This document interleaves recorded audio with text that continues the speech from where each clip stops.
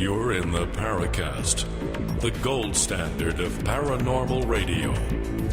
And now, here's Gene Steinberg.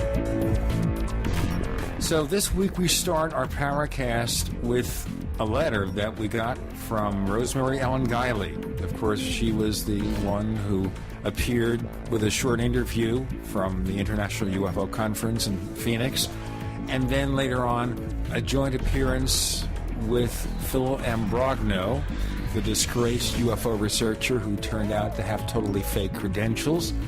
And now we have a letter from Rosemary, who was going to write a new book with him called Multidimensional Portals. And as a result of all this, of course, she can't attach her name to something like that. So she sent us this note that she wanted us to read. It's also posted in our forums at forum.theparacast.com. And here it is, unaltered, complete message. The second book I was to write with Philip J. Ambrogno, Multidimensional Portals, scheduled to be published this December by Llewellyn, has been canceled with the help of my attorney. Imbrogno's portion of the completed manuscript contained outright fabrications and potential copyright violations. In parens, she says plagiarism. Whoops. Let's go on. Especially pertaining to his science, which is in quotes. I have the rights to my own material back and am pursuing other projects. I have no further association with Phil. End of message. An end of a very sorry episode, don't you think? Boy, I hope so. It's really been a tawdry affair, and I really feel for Rosemary. She's such a sweet lady, consummate professional. I learned more than a few things when we did our trip in May to the San Luis Valley. She was absolutely invaluable in the field.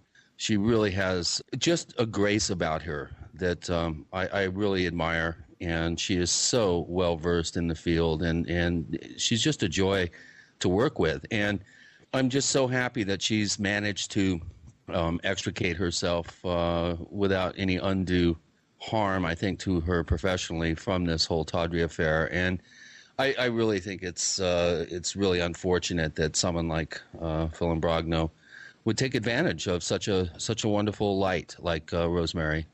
You may not agree with some of the subjects that she's written on, or you may have problems with some of the the width and breadth of her material. But one thing that you can't say is that she's not a stickler for crossing her I's and dotting her T's. And it's really unfortunate when you trust somebody to the extent that she did, trusting Ambrogno, and then having this whole tawdry affair just, unfold very dramatically. I think it's just, I'm so happy that she's been able to extricate herself from any contractual obligations that she may have had. So as far as we're concerned over here in the Paracast, Phil Ambrogno does not exist. Let's just drop it. Let's move on to another subject, more pleasant one. There's an article from Kathleen Martin in the current issue of the MUFON Journal, and Kathleen, of course, has been a friend of the show. She is Betty Hill's niece. So, what she says in this article is that on July 20th of this year, the state of New Hampshire erected an historical marker to commemorate the 1961 close encounter that resulted in the abductions by the Hills. And I have a picture of it right here. It simply says Betty and Barney Hill incident, and then there's a paragraph about the case, which I'll read to you because consider this almost an official recognition that something interesting happened. Because why else would the government erect, a marker for this? Certainly it's better than a bridge to nowhere, which they spend, $50 billion for. It says right. It says on the night of September 19th and 20th, 1961, Portsmouth, New Hampshire couple Betty and Barney Hill experienced a close encounter with an unidentified flying object and 2 hours of lost time while driving north on Route 3 near Lincoln. They filed an official Air Force Project Blue Book report of a brightly lit cigar-shaped craft the next day, but were not public with their story until it was leaked in the Boston Traveler in 1965. This was the first widely reported UFO abduction report in the United States. Betty and Barney Hill. So if you go to this particular location next to the highway in front of Cabin 20 at the Indian Head Resort in North Lincoln, New Hampshire, you will see this little monument erected to Barney and Betty Hill. There you go. How fitting. isn't it, though? I mean, there are issues of concern I've said about the case. And I know I got a really nasty letter from somebody just a couple of weeks ago when I mentioned on the show in connection with another guest, again, my question about whether the Barney and Betty Hill incident was somehow part of a disinformation effort by the Air Force. They lived there in the military base and everything. And, of course, I was attacked for that, saying, of course, it's preposterous, and maybe it is. But I raised the question, but still, so far as I know, Betty Hill was a very sincere person. I met her a couple of times. She seemed like the nicest woman. If you ever wanted a grandmother, Betty Hill would be a great candidate. Really, she's just a wonderful lady. Well, Gene, I think your observation, it's not by coincidence that that it happened to somebody that happened to be closely associated with a military base. So you have to leave all your options open. And I think inquiring minds should always keep in mind all the potentials for a case. And the description of military-style uniforms, I think that alone it makes any sort of, guesswork, in terms of trying to figure out what happened to them and who was responsible. I think the fact that the military uniforms were described does lend some sort of credence to your, what-ifing. The thing that also bothers me is that map, the star map. I mean, I think that an advanced civilization, hundreds or thousands of years farther in advance than we are, traveling through the stars would have something more sophisticated than a star map for navigation. It was a put-up job. It was put there for their benefit. Yeah, I agree. Plus, a star map is only good based on your position in space. So I've never really lent much credence to that. Of course, the location that was featured on that map, of course, was Zeta Reticuli, and that's where I think the meme of the Zeta Reticulan aliens, I think, really originated. Yeah, before then, I think we were talking about Mars. Really? You remember back, if you read of books of the 1950s about UFOs, Major Keogh and others, they talked about Mars. Of course, they gave up on Venus when we found out it was a hothouse there. But Mars, although, even with all the mysteries of Mars, at the very least, I guess it's possible that thousands of years ago, millions of years ago, they had a civilization, and when the atmosphere thinned out, they went elsewhere. Maybe we are the Martians. Think about that. Yeah, I've always said, when people ask me, so you believe in aliens, or they tell me you believe in aliens, I always say, well, I think we're the aliens. I think whatever's flying around here is probably more terrestrial than we are. There you go. Well, right now we're going to explore a phenomenon that we haven't touched too many times on the Paracast, and it's about cryptozoology and Bigfoot, all right? And I don't know whether, if they're real, they would be denizens of our planet or aliens. We've got a couple of longtime researchers from the Pennsylvania Bigfoot Society, Dave Dragosin and Eric Altman. And if I pronounce his name wrong, I'll apologize and fix it later. I do that sometimes. I mean, I can say Christopher O'Brien because, I know who he is, I think. But, up till now, like I said, we haven't covered the subject as much as we should. A lot of people suggest that maybe we focus too much on UFOs on the Paracast.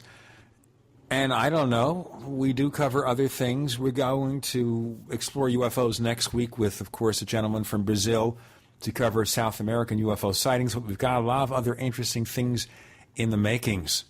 So it's going to be Bigfoot, cryptozoology, and the paranormal coming up next on The Paracast.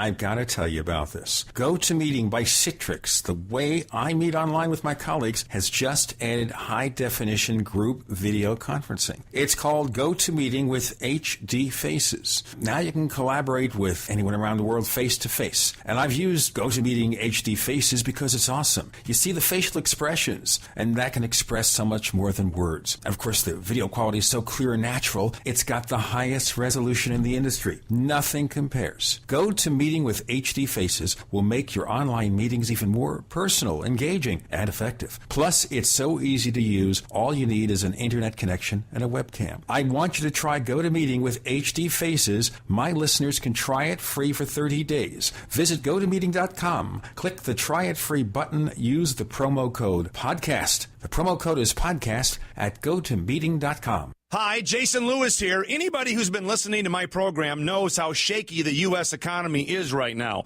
Will we have a V-shaped recovery, or will it be a W-shaped one where the nation slips back into recession? Of course, if you think that Washington can spend or inflate its way out of a downturn, you've got nothing to worry about. But as you know, I have my doubts. So let me tell you about gold. Now, as my friend Ted Anderson from Midas Resources likes to say, gold, like all commodity markets, fluctuates in price, and you could lose money, but it has never been worth zero. Give it some thought, and if you're interested in converting your IRA to gold or would like to actually have it in your possession, call Midas Resources today at 1-800-686-2237. The U.S. dollar was once backed by gold, but has since lost 90% of its value. And if things don't change, I'm afraid the trend will continue. Call Midas Resources today at 1-800-686-2237 for gold and tell them Jason Lewis sent you. Still ready to save? Then you're ready for the fall super sale at HerbalHealer.com. HerbalHealer.com has been the leader in quality natural supplements since 1988. Log on to HerbalHealer.com and take advantage of incredible fall savings on all sale products running through October 18th. HerbalHealer.com is proud to offer eFoods Global products, premium storable foods that are delicious, contain no MSG, no trans fats, no GMO, and have a 25-year shelf life. All you do is just add water. To learn more, click the eFoods link on HerbalHealer.com and you can try eFoods storable meals for free. And don't forget to click the specials link for even more savings at HerbalHealer.com. Be sure to sign up for our free newsletter. And as always, new customers get a free 128-page catalog with your order. HerbalHealer.com, healing the world with nature, one person at a time. Hurry, sale ends October 18th. Fight back this cold and flu season with the world's best garlic extract, Ali C. Why Ali C? Because it helps your body fight viruses, bacteria, and fungi. Ali C has been scientifically proven in double-blind studies using low doses to greatly reduce the number, severity, and duration of common colds. Ali C contains 300 milligrams of stabilized allicin, the active ingredient in crushed garlic. Studies show Ali C is effective against MRSA, bacterial, fungal, and viral infections. One tablet of Ali C has the equivalent of 40 cloves of garlic.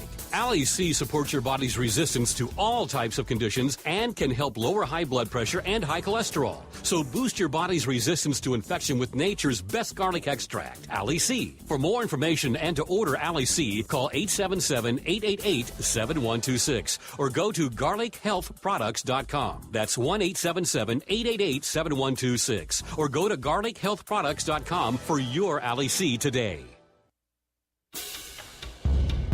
We'd like to hear from you. If you have a comment or question about the Paracast, send it to news@theparacast.com.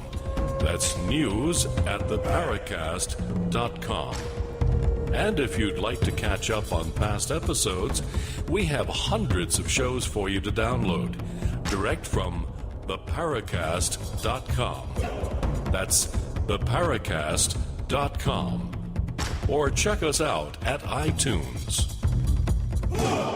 On the Paracast this week, Dave Dragosin and Eric Altman, and they're both longtime paranormal investigators, both associated with the Pennsylvania Bigfoot Society.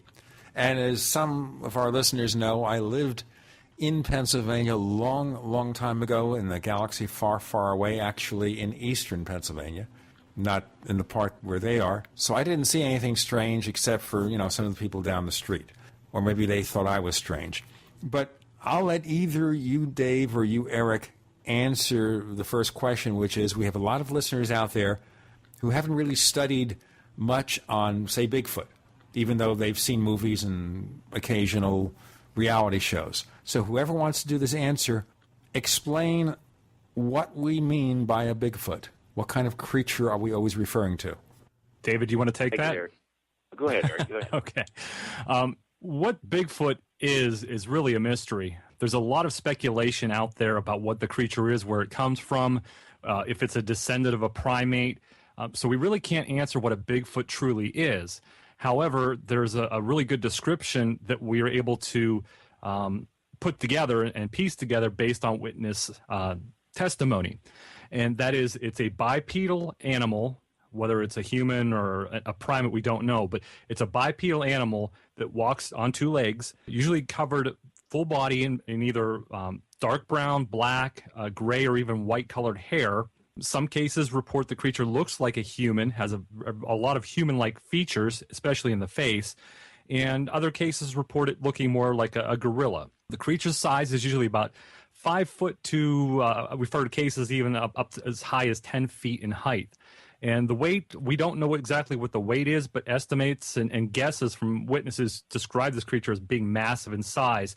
So they guess 300 to 500, even 1,000 pounds in some cases. What exactly the creature is, we don't know, but we got a really good description based on thousands of eyewitness testimony. Now, we've heard it referred to by other names: Bigfoot, Abominable Snowman, Yeti, all the same creature, variants, what? The indigenous tribes of the United States and Canada all have not a common name, but a name for them in their folklore and mystical history. So it is many things to many people.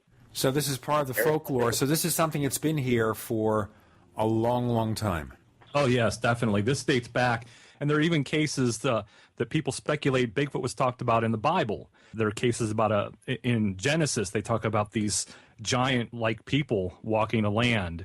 And even in the epic of Gilgamesh, they talk about that creature. There's a lot of references throughout history, and there's even a lot of artwork that show beings that are covered in hair. So they might be references to the creature, but it goes back hundreds, if not thousands of years. So the assumption here is that they are indigenous to Earth. It's not something that's coming in here from an anomaly or another dimension or a wormhole or something. Wow.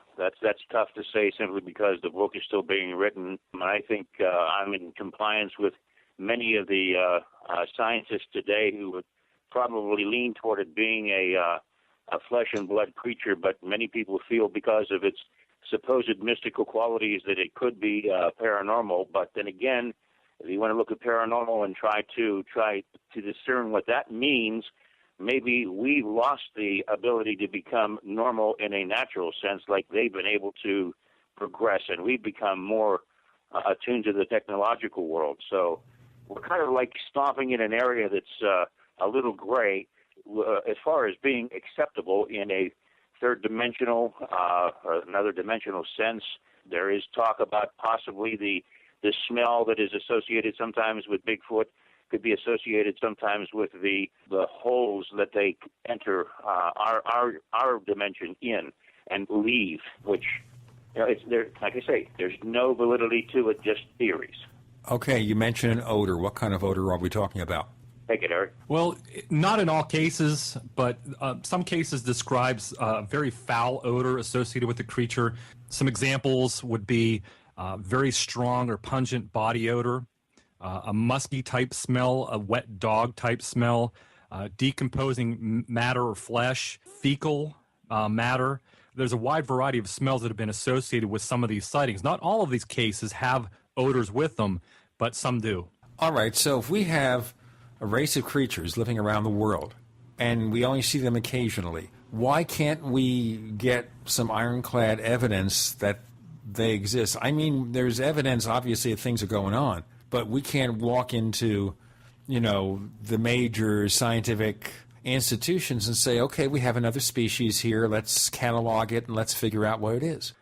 And going back, by the way, there is a theory as far as a hydrogen sulfide theory is concerned that they may be ingesting and consuming, and their ability to appear to disappear comes into play. I can go into that at a later time in the program. But well, we'll talk about the characteristic of these creatures. I'm talking about the fact is if we have another species on our planet, and I can't imagine we've discovered everything, what's the obstacle to discovering what this is all about and getting it cataloged so that conventional mainstream science accepts it? I think a lot has to do with the stealth that they're capable of and the characteristics of the intricacies of their ability to travel, to migrate, and live in groups, to date in very not only remote areas but sometimes even populated areas.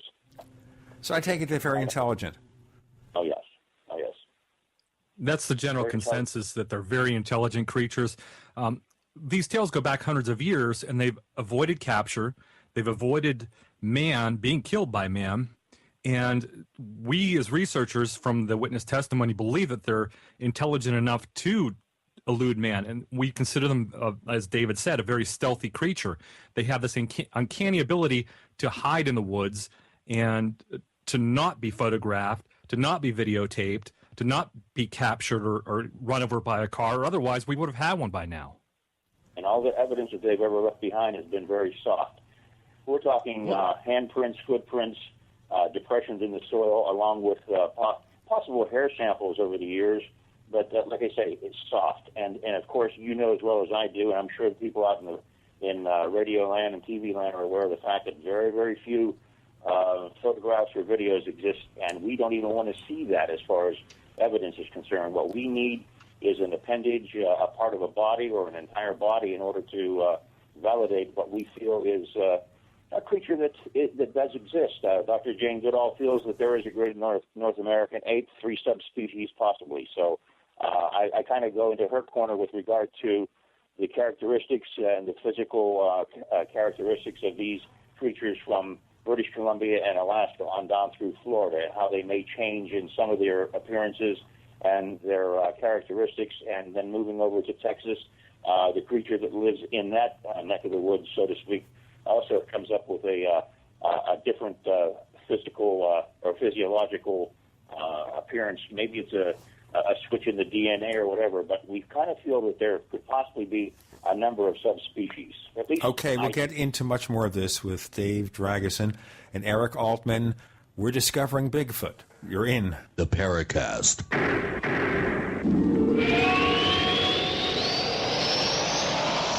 The GCN Radio Network, providing the world with hard-hitting talk radio. GCN.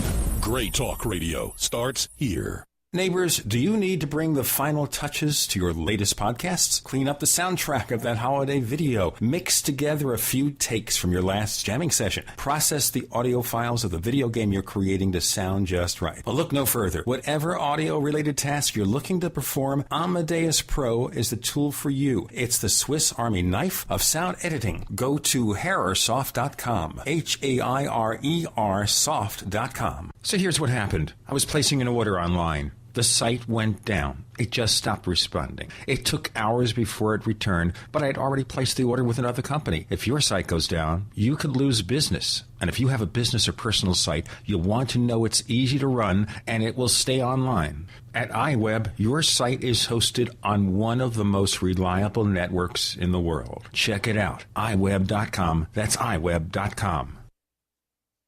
Before you throw away your used batteries, you need to listen to this. Now, going green can save money. Go green and save money by giving life to your used batteries by charging them with the Renaissance Charger. The Renaissance Charger uses a new revolutionary battery charging technology that effectively extends the life of new batteries and gives new life to used batteries. Invented by legendary audio genius John Bedini, this unique and patented charging system rejuvenates the electrochemical plate structure in the battery without additives, increasing capacity and maintaining cell integrity. Renaissance Charge offers a full line of products made in the USA for all types and sizes of batteries. Find out why our customers tell us the Renaissance Charger is the only battery charger they will ever use. Save your money. Save the environment. Visit us online at r-charge.com. That's r-charge.com, or call us at 208-772-4514. That's 208-772-4514. Be a part of the revolution today. OpticsPlanet.com is where discerning gun owners and outdoorsmen go to gear up. Optics Planet has the best selection of rifle scopes, red dots, night vision, holsters, bags, and tactical gear on the planet, with always low prices, free shipping on most orders, and expert customer service. Go to OpticsPlanet.com/GCN to get a free gift with purchase. That's OpticsPlanet.com/GCN or call 800-332-OPTICS, 800-332-6784. We want to know, how do you use WebEx? I use WebEx anytime I need to meet with clients. With the new WebEx high-quality video, it's like meeting face-to-face.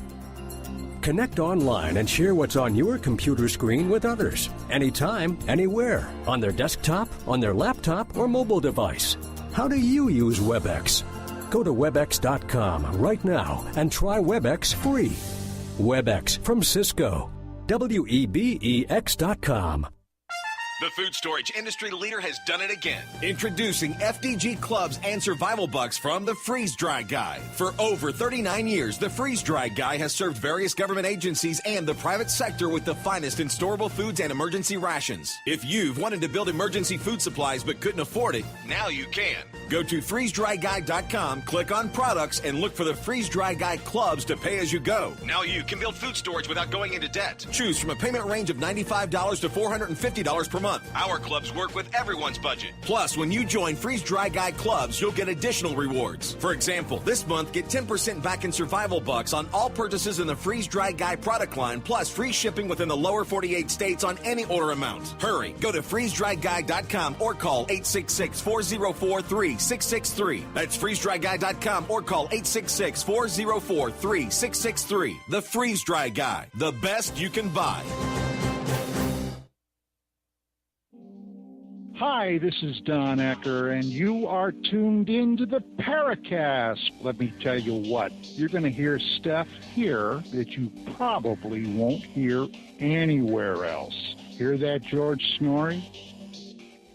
On the Paracast with Gene and Chris, we're discovering Bigfoot and other stuff coming up with Dave Dragosin and Eric Altman for the Pennsylvania Bigfoot Society. They've been studying these things for many years. We're trying to figure out why they seem to be so darned elusive and how do we nail it down. Now, getting to hair samples, and either of you can take this, getting to hair samples, if we had them, we could do DNA testing, I suppose, and figure out that we have a race of creatures here that we haven't cataloged yet. Well, that is true.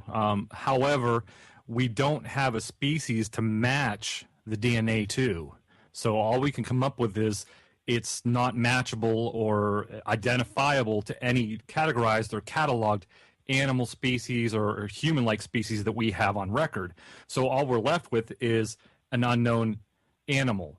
And until we have something to match it to, we can't positively identify what that hair or where that hair came from. Okay, so we can't identify it, but do we even have the hair sample that we could look into?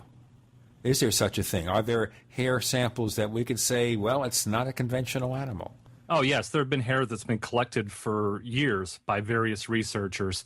And there's a gentleman, Dr. Henner Fehrenbach. He used to work at the Oregon Primate Institute. He's now retired. He would get hair samples from various researchers around the country. They would submit these to him, and he'd do microscopic tests on them. And back then, we really didn't have DNA as an option to work with when he was doing this. But he would be able to look at the structure of the hair and match it with known species of animals that he had cataloged and categorized.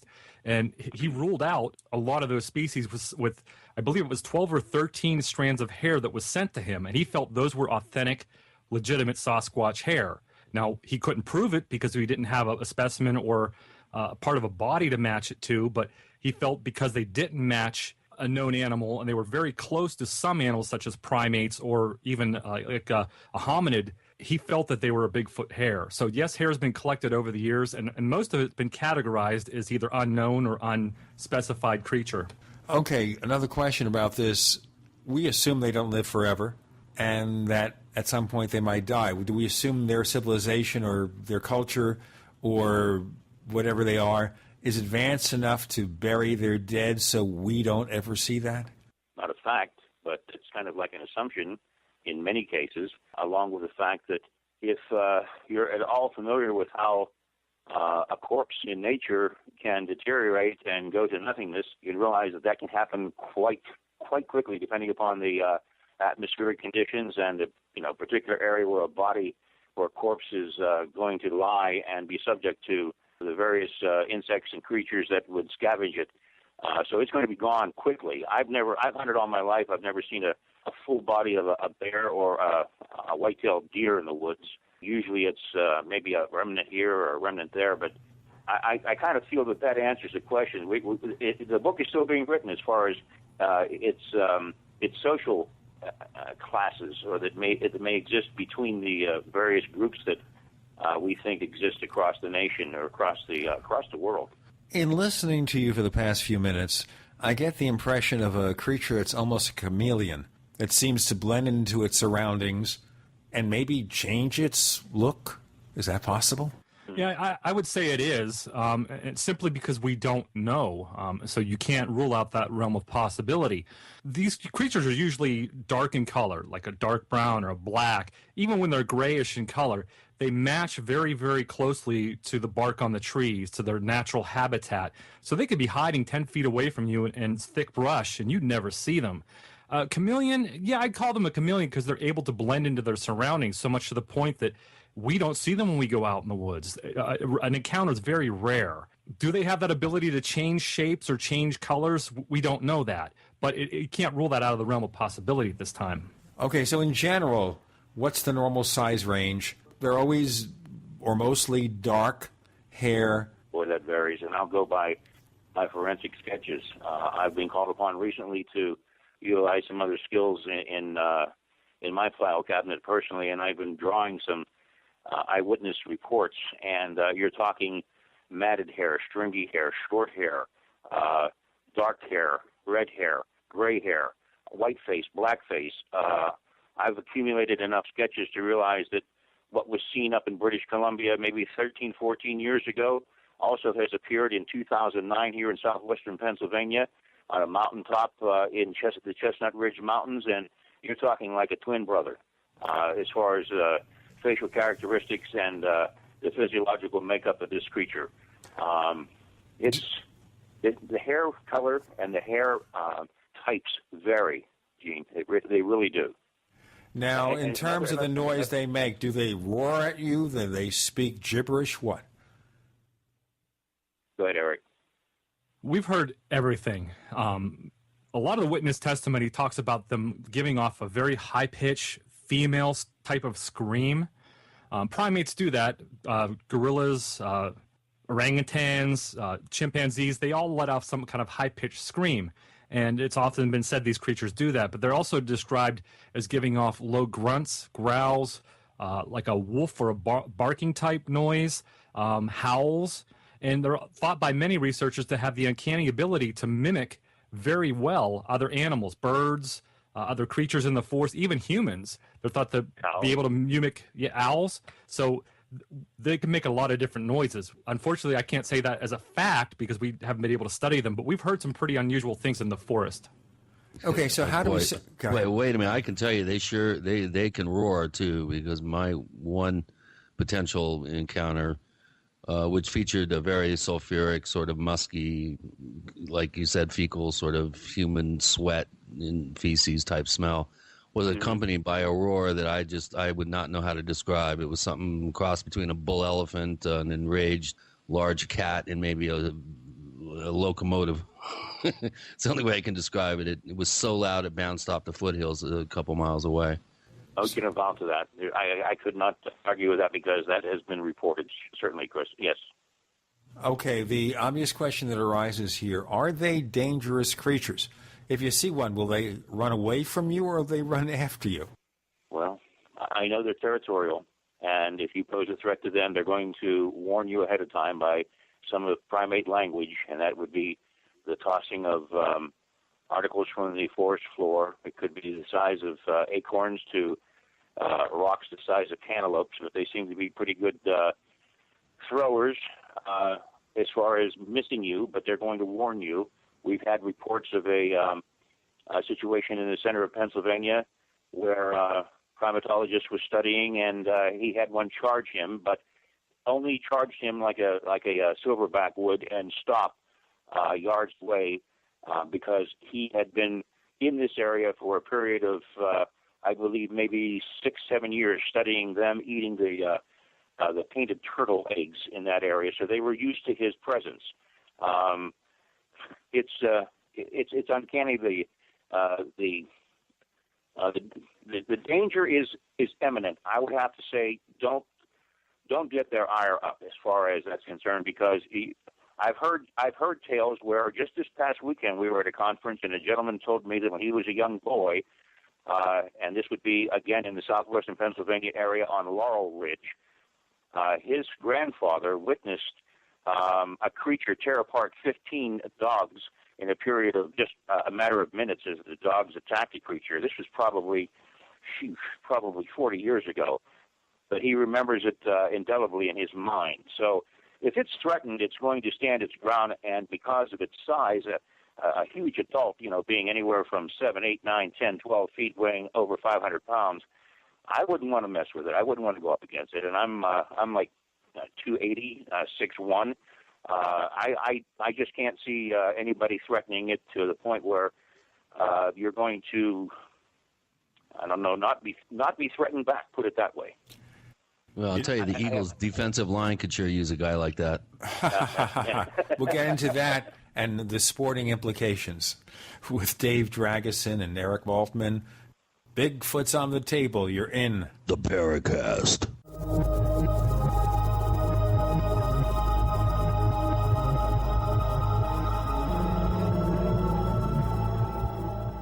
America's #1 source for independent talk radio for over a decade. We are the GCN Radio Network. Ray Perkins, a reclusive veteran burned out from the Gulf War, lives tortured by relentless, perplexing nightmares. Nightmares of a horrific battle in deep space and of a mysterious woman suffering in agony for her devastated world. A woman not yet born, calling across centuries to him. Then, a coincidence leads him to his destiny, his chance to alter the universe. Attack of the Rockoids. The former fiction editor for Star Wars and Indiana Jones, Robert Simpson, writes, "The soul of the novel Attack of the Rockoids lies in its heart and passion for building a convincing tale of a love that spans the galaxy. A thrilling story. Attack of the Rockoids is available now. Read a sample chapter and get a special discount off of the cover price at our website, rockoids.com. That's ROCKOIDS.com. Attack of the Rockoids, a novel in the grand science fiction tradition." Why is it so many people suffer from so many illnesses today? Why don't doctors know how to help you? Could it be that our doctors don't know how because there's a nutrition solution and they only know about drugs? Over 68 diseases are connected to a deficiency of glutathione. The missing ingredient to increasing your body's production of glutathione is cysteine. Raising your glutathione production protects you from cancer, heart disease, Parkinson's, macular degeneration, lung disease, digestive diseases, diabetes, Alzheimer's, ALS, rheumatoid arthritis, and lupus. Nature's richest source of cysteine is unheated whey. Heating can damage much of the cysteine. One World Whey is the first undamaged whey protein on the market. Using One World Whey may support optimal glutathione production unlike any other food or supplement you've ever taken. Call 888-988-3325. That's 888-988-3325. Or visit oneworldwhey.com. That's oneworld, WHEY.com. Hi, I'm Mark Craighead, founder of Crossbreed Holsters. I designed our top-selling holster, the Super Tuck Deluxe, to solve the problems of being poked, pinched, and gouged while carrying concealed. The Super Tuck Deluxe is the most comfortable, most concealable holster on the market today. We offer a 2-week free trial and a lifetime warranty. Visit us at crossbreedholsters.com. Don't forget, crossbreedholsters.com. We want to know, how do you use WebEx? Last week, I started a meeting on my office computer. I had to go cross town for another meeting. So Mike drove, and I was able to finish my WebEx meeting using the WebEx app on my smartphone. This is how you do business. Connect online and share what's on your computer screen with others. Anytime, anywhere. On their desktop, on their laptop, or mobile device. Go to WebEx.com right now and try WebEx free. WebEx from Cisco. WEBEX.com. We all know that Berkey Water Purification Systems are the most trusted name in water filtration. As an authorized Berkey dealer for over 6 years and serving thousands of satisfied customers, the Berkey Guy offers amazing specials for Berkey Water Filtration Systems. The Berkey Light Systems include a set of self-sterilizing and recleanable black purification elements that purify water by removing chlorine, pathogenic bacteria, cysts, and parasites to non-detectable levels and remove harmful chemicals such as herbicides and pesticides. Order the Berkey Light System today, complete with 2 black Berkey elements for only $231, and the Berkey Guy will ship your order free of charge. With the purchase of a Berkey Light, the Berkey Guy is also offering a set of fluoride and arsenic filters for only $39.99. That's over 30% off the retail price. Call the Berkey Guy at 1-877-886-3653. That's 1-877-886-3653. Or order online at GoBerkey.com. That's GoBerkey.com today. This is Leslie Kane, and I'm with the Coalition for Freedom of Information, and you are listening to the Paracast.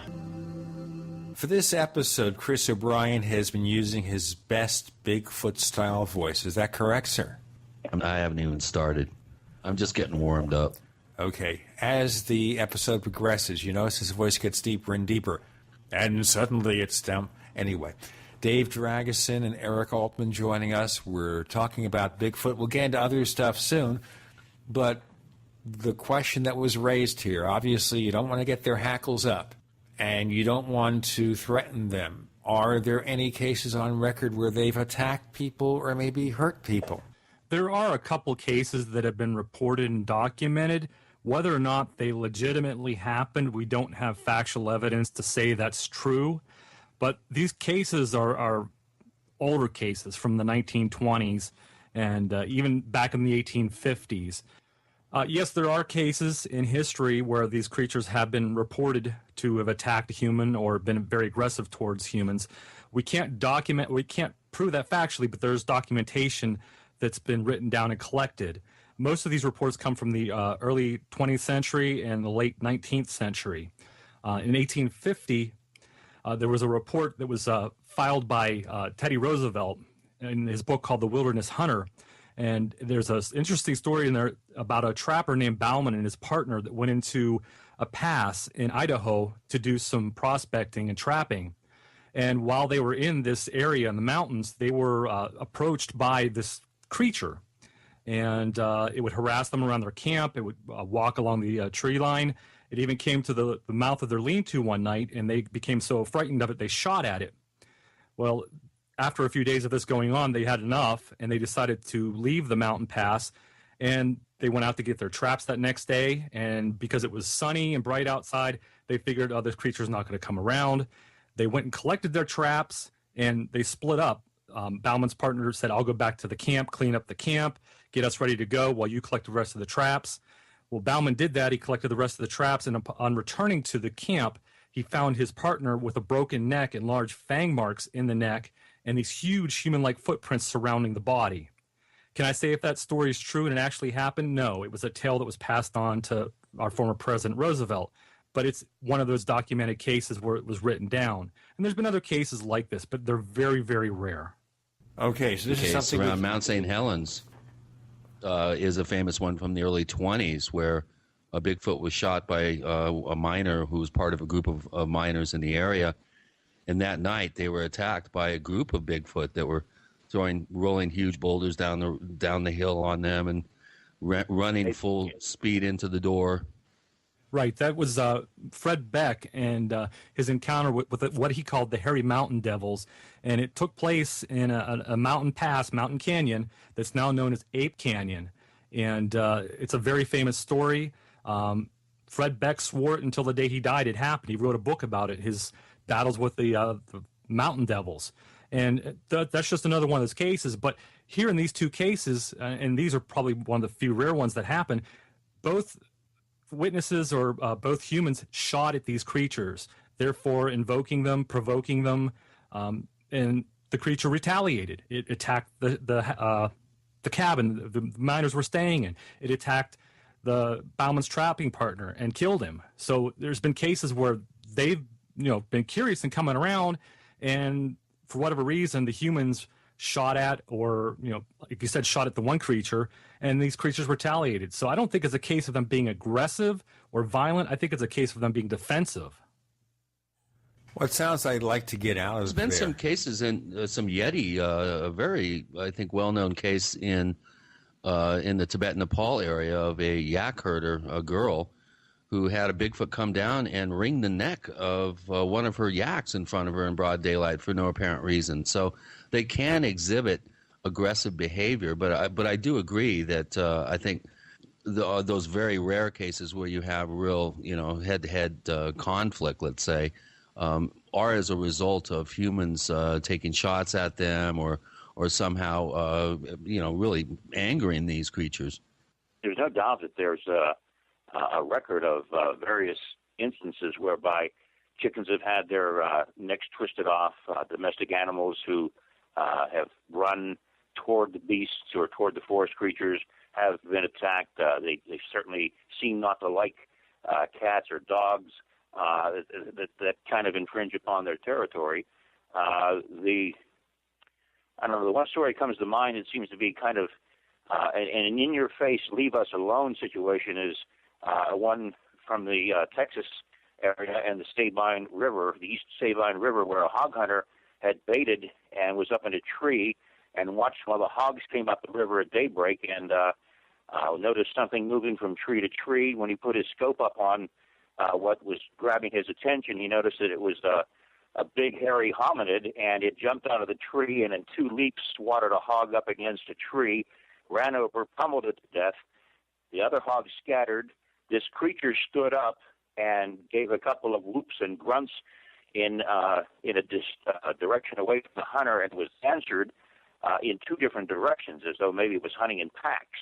It turned around, grabbed the hog, put it under its arm, and began to scan the tree line where this hunter was located. It located the hunter and just looked at him and bared its teeth and growled at him, and that's when he noticed it was a female, and she turned and walked away with a hog under her arm, just as if to say, this is our territory, this is what I've done.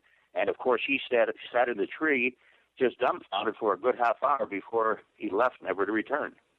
Well, I know if I saw anything like that, I'd be running in the other direction. I wouldn't worry about upsetting or provoking anything like that. How's that for an in-your-face situation? That's my favorite story. That really, really is. I had a case in the San Luis Valley right along the Colorado-New Mexico border where a hunter spotted a pair of Bigfoot that appeared to be stalking a herd of elk. And then I think a day or two later, two sets of tracks were found over, various terrain, mud, snow, ice, bare ground. The tracks went for hundreds of yards. They were investigated by the county sheriff's department there. And they found drops of blood that appeared to be, they had it tested, it was from an elk. And the larger of the two creatures appeared to have been carrying some, like an elk haunch or something that was dribbling blood as they progressed down this winding trail down towards a river, the Coneus River. So one of the things that has surprised me in my recent, research into Bigfoot is they are hunters and they do eat meat. I was always under the impression for years growing up, and I never really saw a mention in books about them being, I assume they were omnivores, but you never really saw much mention of their the more carnivorous elements of their diet, potentially. Have you guys encountered other stories there from the Pennsylvania area where hunters have, let's say, seen Bigfoot that appeared to be stalking prey, or any sort of sightings that had Bigfoot seen in conjunction with some sort of game animals or anything like that they appeared to have killed? Go ahead, Eric. I believe you have a couple. Yeah, there have been reports sent to us of creatures seen lurking around chicken coops. We have a really great case from 2006 up in northeastern Pennsylvania where a family came home from the holiday, July 4th, and upon arriving into their driveway, they heard very loud screams and roars coming from the forest behind their house. It went on for about 15 minutes. The next day, the kids were so curious about those screams, they went out to the forest to investigate, and they found a deer, a doe actually, with its front right leg wedged in the Y of a tree and its back haunches completely ripped off. No bullet holes, no claw marks or teeth marks in the neck from a cougar, no signs of an animal doing this to this deer. They did find large human-like footprints around this dead deer, and the family was very insistent and very confident that a Bigfoot killed this deer. And I've also heard other reports as well. You have really good photographs on your website, by the way, that document that. Yeah, it's a very interesting case, and I have the pictures that the witness sent me the day they discovered the deer, and they're pretty gruesome, and I won't post them because they're pretty gruesome. So those are the pictures up on the website are older pictures about a week later when our team arrived on the site to investigate. But it's a very intriguing case, and just one of those cases you mentioned, a lot of people think these creatures are, they have a diet of herbs and foliage and nuts and berries. They're vegetarians. But that's not the case. From the reports that we get and the things we hear from other researchers around the country, they do have an omnivorous diet, like a bear. I call them opportunists. They eat whatever they can. Whatever they can get. That doesn't rule out garbage dumps or dumpsters, too, as far as that's concerned. Our opportunists, they love McDonald's dumpsters. Well, I understand Wendy's has changed their hamburger recipe, so maybe they're going to change their ways. We'll have the Bigfoot going after Wendy's next. Okay, so if you ever tried one of the Wendy's burgers, it's now somehow differently made. I won't get into that. We have Eric Altman, Dave Dragosin. Bigfoot's on the table, but more's to come. You're listening to Gene and Chris on the Paracast.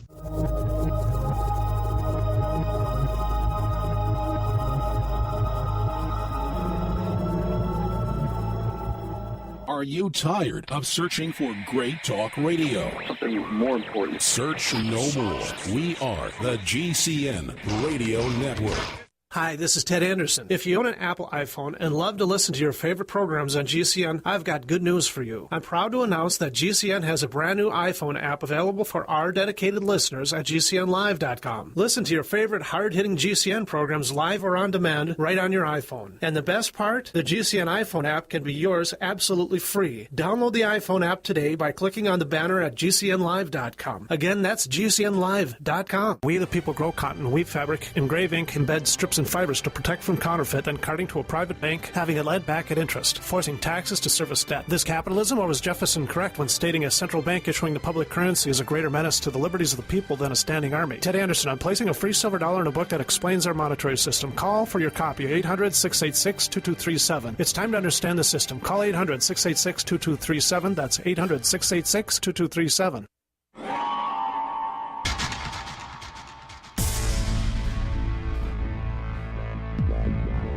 Welcome back to the Paracast, the gold standard of paranormal radio. And now, here's Gene Steinberg. You're listening to Gene and Chris on the Paracast with Dave Dragosin and Eric Altman. We're talking about Bigfoot, and let's get into the evidence a bit more as we try to explore what's going on. Now, one of the unfortunate things about any kind of paranormal investigation, things that are unusual, the hoaxes out there. What do you think have been some of the notable hoaxes in Bigfoot land? There's been a lot, an awful lot. The most recent comes to mind happened in 2008 in August, where, I give the same exact response whenever it's brought up. But two gentlemen out of Georgia that claimed that they discovered the body of a Bigfoot that was shot and killed. And they were keeping it in their refrigerator or something? Yeah, they put it in a freezer under ice. And they went on CNN, they went on Fox News, all the major national news channels, and they even did a press conference. And they announced to the world they had this body, and they brought on a notable Bigfoot researcher, and he confirmed it. He said, I touched it, I felt it, it's real as I am, or real as you are standing there, he said to one of the reporters. And a few days later, after they released the pictures, and it hit the internet, the Bigfoot research community started looking into these pictures, and somebody said, hey, that looks like a costume on this website. They released the website, and sure enough, it was a costume, and then the hoax was busted within, I believe, a day. But it made world news. This Bigfoot researcher who vouched for it, what's his name? Let's disclose this. I'd rather not. We'll just say he's a very notable researcher. A lot of the folks in the research community know who this gentleman is. Is he less notable now, I hope? Well, notorious now, I think is the best way to put it. And I don't want to mention his name because he likes to go out and sue people for slander, so I'm not going to bring his name up. But he's very notorious in the Bigfoot community now, and a lot of people feel that he has a very negative reputation because of that. Well, there's one thing about suing people. If you're suing somebody for defamation, truth is your best defense. After having my own talk show on commercial radio, I agree with you wholeheartedly. We haven't been sued yet, and I don't know how our network would take it. Yeah. Well, here's one that's always intrigued me. It's one of my favorite kind of anomalous cases, and that is the case of the Minnesota Iceman that was displayed under ice, I think in the 60s. And I think the storyline was that it was perhaps shot somewhere in Southeast Asia and brought back by returning GIs. It was bought by some rich, shadowy California millionaire. And it was exhibited for a short time, I think, in Minnesota. Argosy magazine had an issue that featured it, and there were some very intriguing photographs in it. And I think Ivan Sanderson may have had a look at it, and he left scratching his head thinking that maybe that this was something legitimate. Do you guys have any information on that? Do you think it was a hoax? The thing disappeared. The specimen disappeared. It seemed to, I think, was shot through the left eye, if I remember correctly. Are you familiar with that case? I certainly am, and personally, I do believe that it could possibly have been real, very similar to the Diversionov body that was displayed in France for a while, many, many years ago. Take it, Eric. Yeah, we don't have any support that that creature was real or a hoax. There wasn't really any physical evidence collected that I'm aware of. You are correct in saying the body did disappear, and it did. Nobody's ever found out whatever happened to it. But it's a very interesting case, and one that has been documented. Ivan Sanderson was there, and he did take a look at the body. What happened to it, nobody knows. One of those Bigfoot that just disappeared like poof. Which, again, I'm going to bring up a hydrogen sulfide theory. The fact that it is a part of the natural environment all over North America, and it's readily available in rotting vegetation and in karst material and so on. And it's believed in some theories, in some circles, that it could possibly either ingest or somehow through the process of osmosis get the nutrients involved from H2S, not only lowering their metabolism, which enables them to not have to eat as much for their large frame and just eat high protein concentrations such as a liver and maybe part of a whitetail, and continue its merry way without having to eat loads of food. And then at the same time, use that hydrogen sulfide possibly as part of a defense mechanism when it's seen in the woods. And all of a sudden, when it releases that odor, very similar to a skunk, it is so overwhelming that those who may be around it, which it wants to avoid, become so overwhelmed by it that the Bigfoot appears to disappear. And they lose track of time. They get sick. They become very disoriented. They fall down. They become dizzy because of the terrible effect that it has on their body, which was emitted by these forest creatures. So that's one theory. Well, how would they maintain muscle mass and maintain such a robust physique? These creatures, to my knowledge, have never been really reported as being emaciated, as being perhaps even sickly. There is a case from Harrison Hot Springs, I think, in the mid to late 70s, where what appeared to be an elderly Bigfoot came down, chased away a bunch of soakers at a hot springs there in the Harrison Hot Springs area, and soaked in the hot springs. But other than that, I mean, I've done quite a bit of research in this subject. I can't recall, and it's a good point that you're bringing up there about their high protein possibly diet, not needing to eat much because of H2S. But how would they maintain muscle mass? I mean, it doesn't make sense to me that a creature that looks like it works out every day in terms of its actual physique would be able to maintain such a robust physique.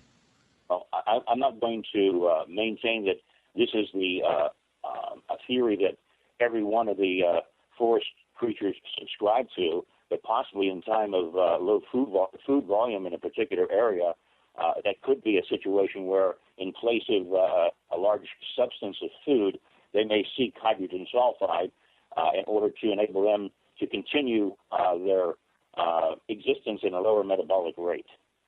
And to get some sort of maybe we should have a Bigfoot diet. We should like package it and like make $1 million. We'll do a hydrogen sulfide Bigfoot recommended diet. Well, I know of a local health food factory right here in the Phoenix area. I can call them up and see if they're willing to do it. They, of course, prefer to sell sexual enhancement medications of different sorts, potions and stuff like that. How would you know that, Gene? Well, because the artist who does all the graphic design is a friend of mine, and I help him with his computers. That's why. So it's not what you think it is. What an angle. What an angle. You think? I couldn't resist. I know. I knew you were going to stick that in there. And you're going to try to stick it to me, but I will not let you do it. Touch that one there, Gene. There you go. There you go. But I think part of the issue here is that with all this stuff, we're trying to figure out the culture, the evidence about creatures that it's very difficult to prove. And I'm going to ask that other devil's advocate question. Is there any possibility that after all the research you've done that maybe, it's a great exercise, but we're never going to come to any answers? Maybe not in my lifetime. Yeah, I'd have to agree with that. I disagree. I think of all the paranormal phenomena, we have the best chance of getting a leg up on the reality of this situation, much more so than UFOs or other so-called paranormal phenomena. If this is a real crypto creature lurking about, that's not truly paranormal, that is an undiscovered as yet identified species, then I think ultimately we will have evidence. But the fact that we don't gives people like Jack Lepasardis, what's he call himself, Kiwani, he wrote the book The Psychic Sasquatch. And what do you think of the whole New Age kind of bent on this whole thing, that Bigfoot is an evolved being, that it's has the ability to shapeshift or go in and out of dimensional doorways? I mean, there are quite a number of cases where Bigfoot tracks seemingly start out of nowhere and then go for a while and then disappear out into thin air. I mean, how do we as field investigators, how are we able to explain that or reconcile what appears to be very, compelling visual evidence staring at us on the ground? And I'll tell you what, this is the question that we'll have to hold the answer for. We're talking to Eric Altman, Dave Dragosin with Gene and Chris. You're in the Paracast.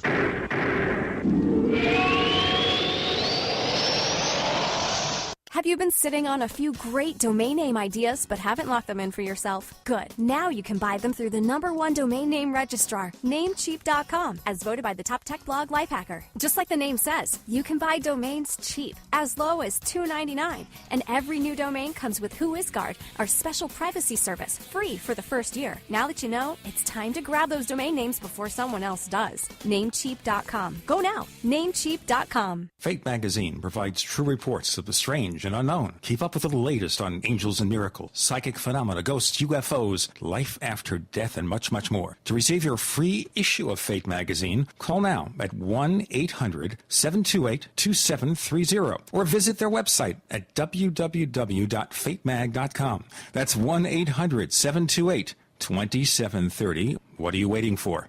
Your fate awaits.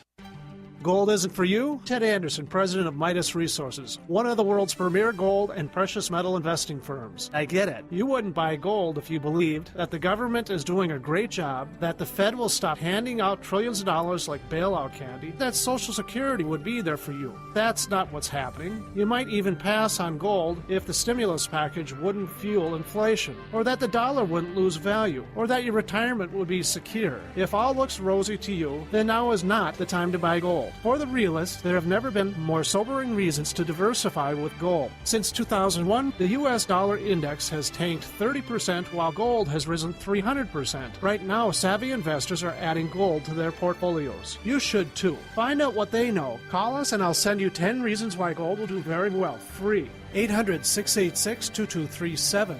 800-686-2237. That's 800-686-2237.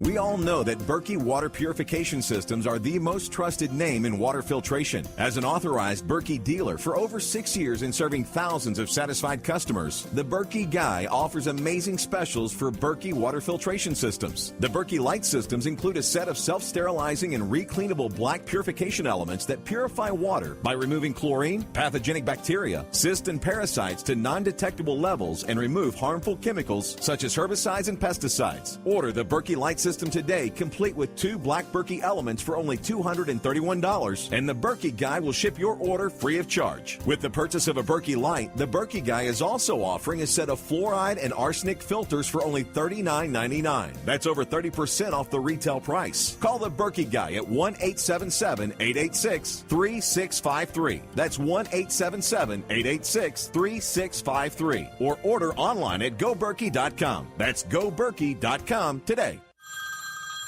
Hey, Bill, pick up line 3. It's Brian. Hey, Brian, what's up? Sign here. Thanks. Hey, Bill, I just received my shipment of the Safety Net, our full-year emergency food system. I can't tell you how great it feels to personally not have to worry anymore, especially with the growing threats to our everyday food supply. Brian, not only are you getting 4,320 nutritionally dense, delicious food servings, but the individual serving price is just $1.43 per meal. It's truly great tasting food at amazing prices. The variety is also a huge bonus, Bill. It's like having access to a full menu of impressive food. Well, it really is a safety net for those worried about the coming food shortages and how their families can prepare. It's great knowing I'm covered for the future, but I gotta go, Bill, and get all this food unloaded. With scorching heat devastating U.S. cropland, there's never been a better time to visit SafetyNetSavings.com. That's SafetyNetSavings.com. Visit SafetyNetSavings.com today. Hello, this is Rosemary Ellen Guiley, and you're listening to the Paracast, the gold standard of paranormal radio. As is his wont, because he wants to do it, Chris asked a long question, a very complicated question, but a very important question of our guests, Dave Dragosin and Eric Altman, about Bigfoot and gathering evidence. Gentlemen, you want to have an answer? Go ahead, Eric. Start. Well, we don't have an answer. That's the problem. We don't know why there are cases of these tracks that just end in the middle of a field. We don't know why some of these creatures are thought to disappear into thin air. We really don't know why we're not able to get a body or get a specimen or get solid concrete evidence. There's a lot of answers we don't have yet and we're still looking into. Thus, the reason why some of these researchers reach out to that other possibility of them being from another dimension or coming from an alien spacecraft or being a spiritual being like the Native Americans told about in their legends and lore.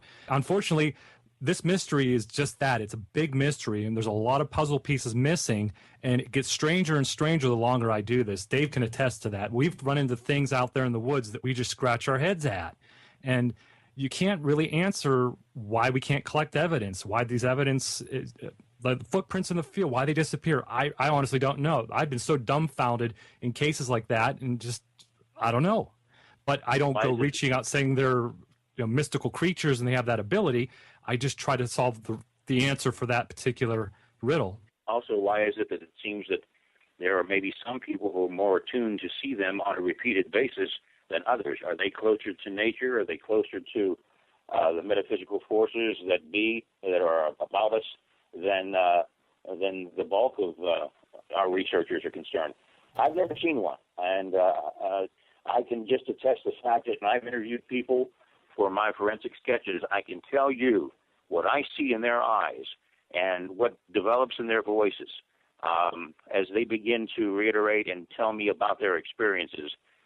You sometimes got to say, I'm glad I didn't get what I prayed for, because I've known people who have kept their stories to themselves for up to 10 years before they've divulged information, and there are probably still people that stay in the closet because they do not want to be ridiculed. They don't want to be subject to any kind of a smear campaign.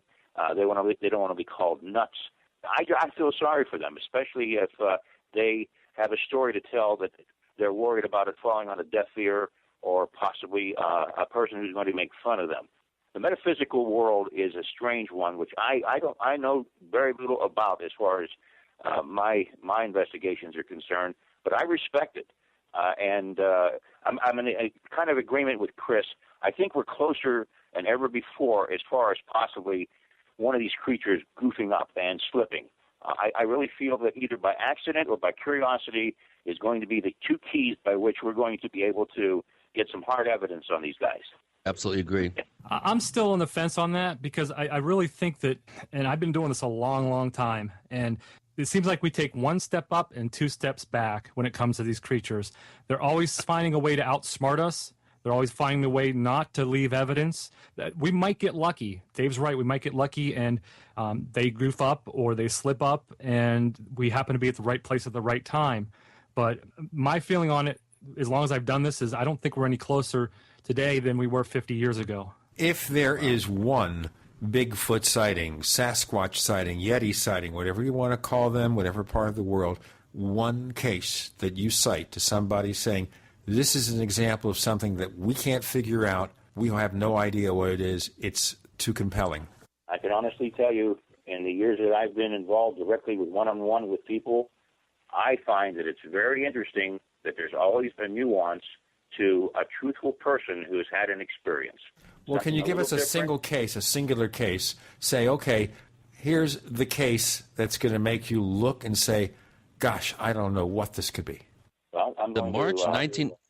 Eric, how about or Dave, how about the March 12th, 1997 Derry Township case with the scratches on the guy's Chevy? On I think the trunk, or if I remember correctly, there was these long scratches that were analyzed. Would you consider that one of the more compelling cases? And that's right in your guys' backyard there. Yeah, it is. Yeah, Stan Gordon got that report back in 97.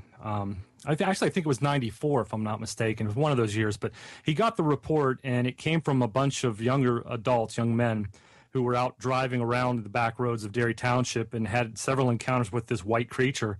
And apparently it chased them down the road on their last encounter with it and did leave large scratches in the trunk. Pictures were taken. I've never heard of any analyzation done on it or the results of it. It's a very compelling case, but another case where you just don't know. I mean, could have the kids done it? Very possible, because they never met with Stan, never took him to the location. According to Stan, they were told to shut up by phone calls that were made to them, threatening phone calls just after their encounter. They were told, don't talk about it, so they didn't. Okay, who told them that? Is this the Men in Black or something? Well, according to these young guys, they said they got phone calls that night after their experience telling them, don't talk to Stan Gordon. They never elaborated on it who told them not to talk to Stan, but that's what they were told, and they didn't talk to Stan. Whoa. Of course, Stan has been a guest several times in the Paracast. He's a very well-known UFO researcher from your part of the country, and certainly involved in the Kecksburg UFO incident. Lay another Bigfoot case on us. Really compelling, frightening, obviously compelling ends to mention. What was his name? Albert Ostman, the one that was kidnapped back in the 30s, I think? Or 1924. What was that case? In BC, where he got kidnapped in a sleeping bag and was held hostage for a couple, 3 days, if I remember correctly, and escaped by blowing his snuff into the face of the Bigfoot. Yeah, well, I mean, come on, you guys, you got to have a top 10 list, right?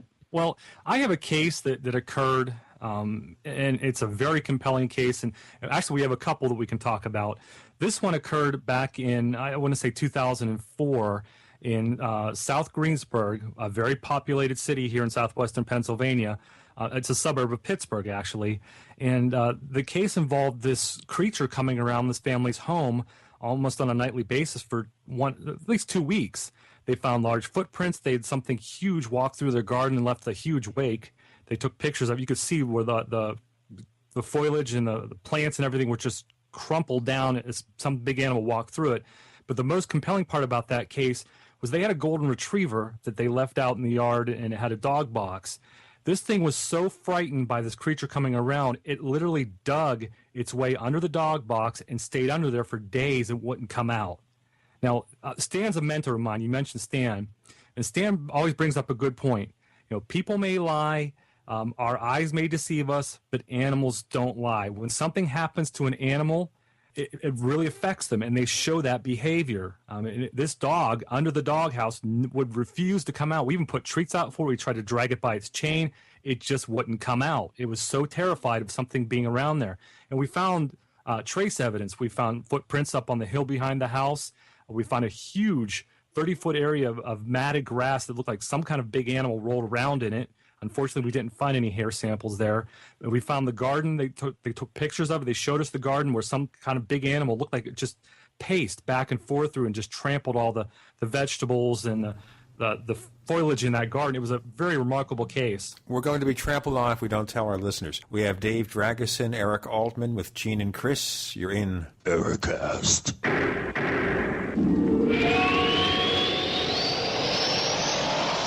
The GCN Radio Network, providing the world with hard-hitting talk radio. GCN. Great talk radio starts here. Ray Perkins, a reclusive veteran burned out from the Gulf War, lives tortured by relentless, perplexing nightmares. Nightmares of a horrific battle in deep space and of a mysterious woman suffering in agony for her devastated world. A woman not yet born, calling across centuries to him.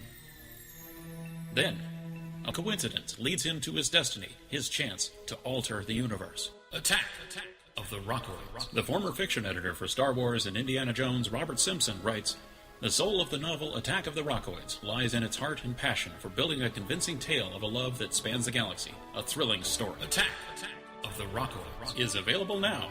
Read a sample chapter and get a special discount off of the cover price at our website, rockoids.com. That's ROCKOIDS.com. Attack of the Rockoids, a novel in the grand science fiction tradition. You know that drinking pure, high-alkaline water is one of the most important factors in maintaining high energy and vibrant health, and most experts agree that the water you drink should be at a pH level of 8 or higher.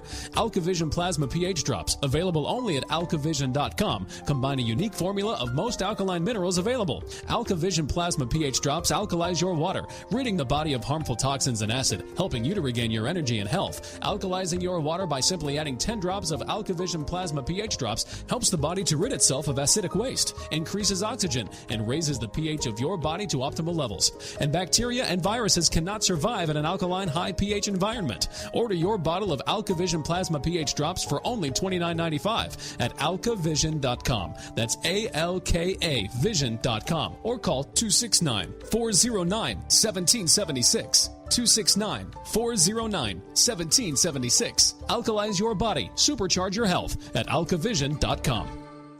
Big Berkey water filters are in high demand. Storable foods are also in high demand. BigBerkeyWaterFilters.com has always kept our focus on the Berkey water filter products, but increasingly, our customers have been asking for storable foods. After months of research, BigBerkeyWaterFilters.com now offers great-tasting, long-lasting, storable foods. These ready-to-eat meals are packed in airtight nitrogen pouches. All you do is just add water, and because they're sealed so well, they come with a 25-year shelf life. Combine our Berkey water filters, which are powerful enough to purify treated, untreated, or even stagnant pond water with our storable foods, and you have a winning combination. Remember, we offer free shipping on every order over $50, and GCN listeners receive 5% off all ceramic filter systems. Visit BigBerkeyWaterFilters.com or call 877-99-BERKEY. That's BigBerkeyWaterFilters.com or call 877-99-BERKEY today.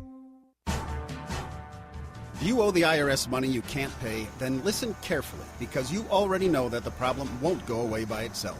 You can get help today from the leading tax expert in the country, Dan Pilla. Hi, I'm Dan Pilla. The IRS isn't going to just forget about you. Right now, the IRS is hiring thousands of tax collectors to go after delinquent accounts just like yours. That's why you need to take action today, and I can help. I take a simple but proven approach to solving your tax debt problem. First, I stabilize collections so you don't have to worry about wage and bank levies. Next, I build a detailed plan to get your debt reduced to the fullest extent possible, sometimes even eliminated. Finally, I work with you every step of the way to get your problem solved once and for all. So call now for a free consultation. Call 1-800-346-6829. Dan Pilla will solve your tax problem, guaranteed. He's helped thousands of people, and he can help you too. Call us today at 800-346-6829. That's 800-34-NO-TAX. We'd like to hear from you. If you have a comment or question about the Paracast, send it to news@theparacast.com. That's news@theparacast.com. And if you'd like to catch up on past episodes, we have hundreds of shows for you to download direct from theparacast.com. That's theparacast.com. Or check us out at iTunes. Chris said as the episode progressed, his voice would get deeper and deeper. He would sound more and more like a Bigfoot. We're talking to Dave Dragosin and Eric Altman and exploring some compelling, some frightening cases about strange creatures. Now, when we're looking at the different origins here, we look at a missing link, some kind of creature that has existed here, and we just haven't been able to find them because they're too darn smart. But what about the paranormal aspects of it?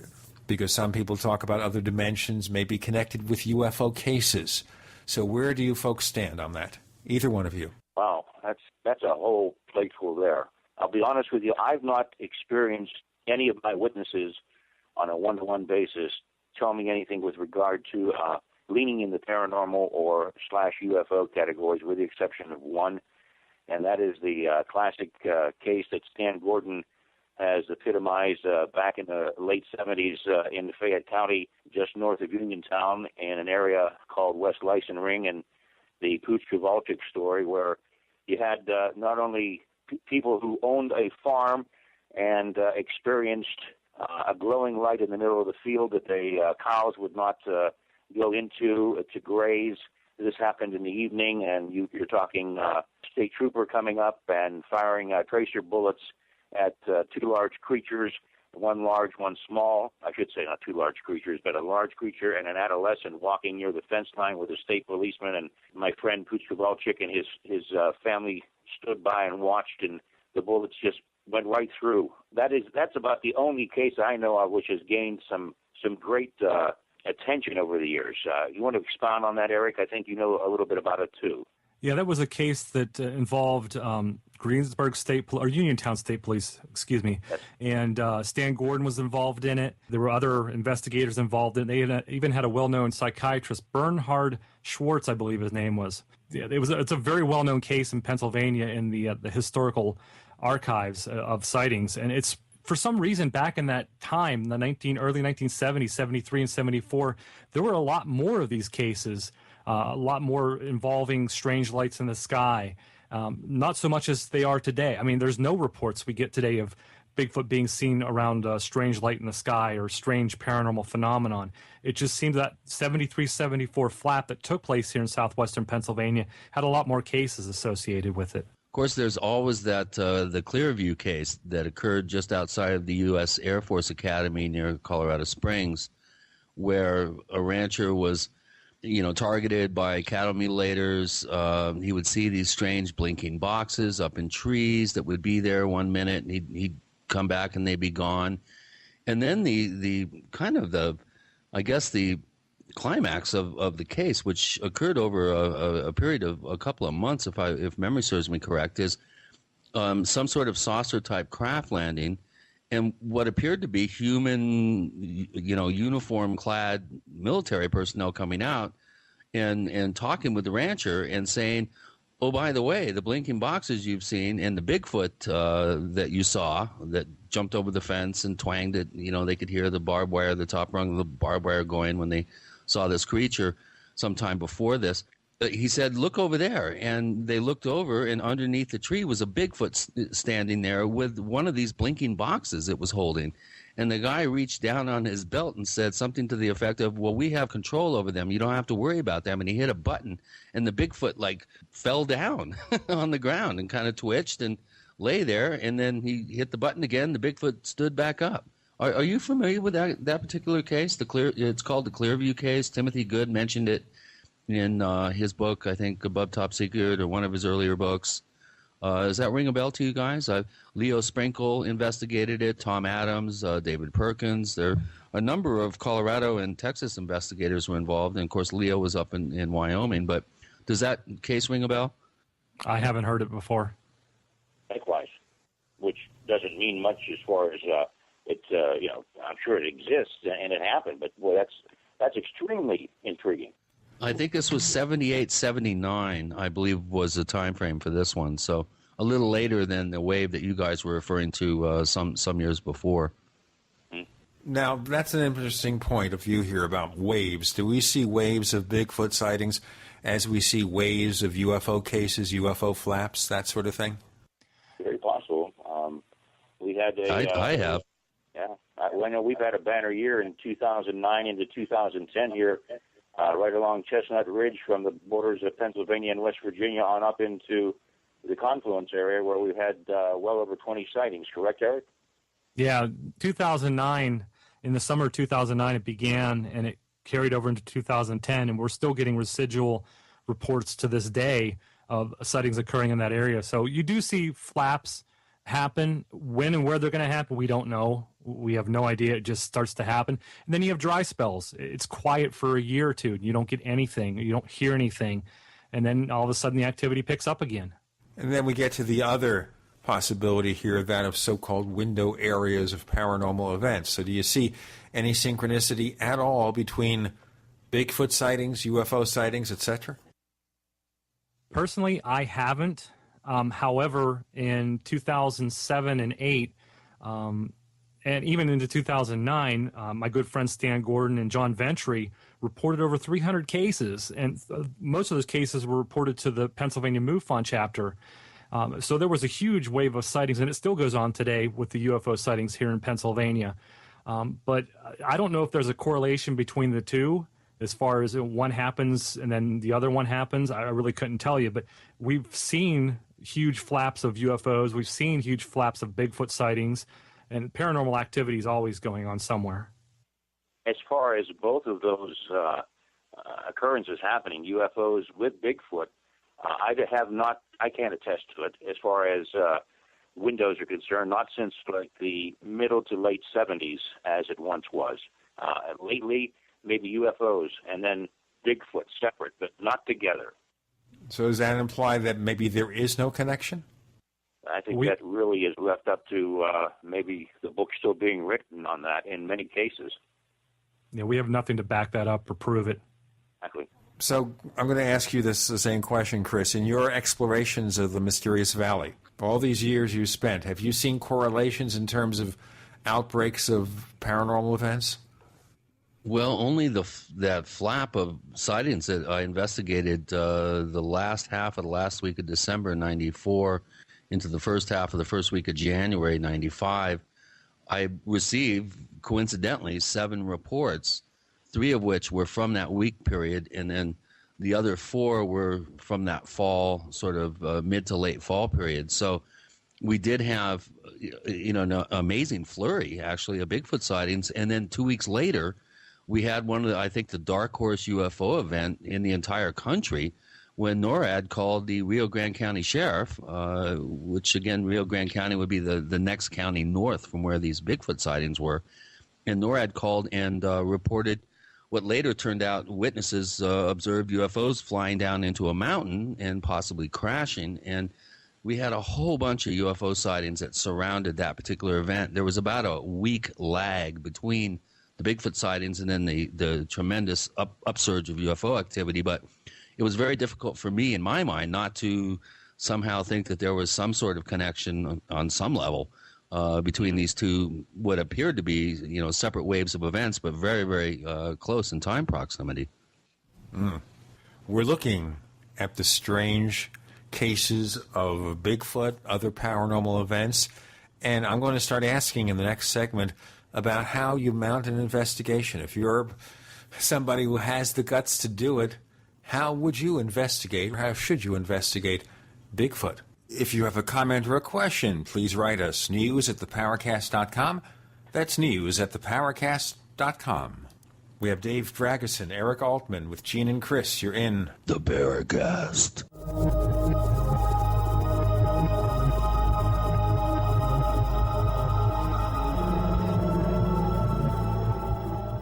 America's #1 source for independent talk radio for over a decade. We are the GCN Radio Network.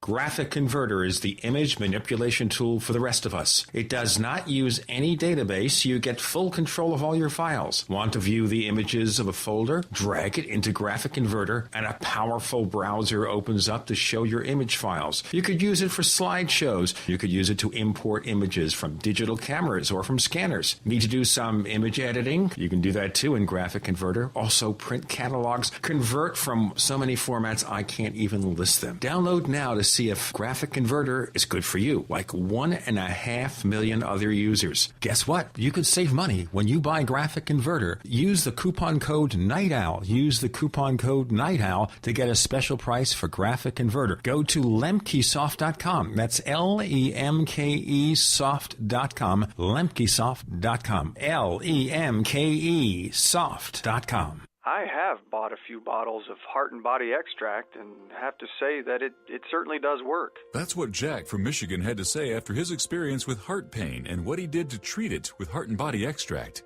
I actually had a huge heart flutter. I was also having some edema around my ankles and very worrisome clot in my right leg that would happen from time to time. I was trying to sleep. Heart and Body Extract is all natural with no negative side effects. It will help repair or correct past problems associated with the heart and body circulation. After my second bottle of Heart and Body Extract, all problems are now gone. Order at hbextract.com or call 866-295-5305. I ordered a third bottle of Heart and Body Extract for maintenance as I want to keep everything working. Order Heart and Body Extract at 866-295-5305 or hbextract.com. Heart and Body Extract for a long and healthy life.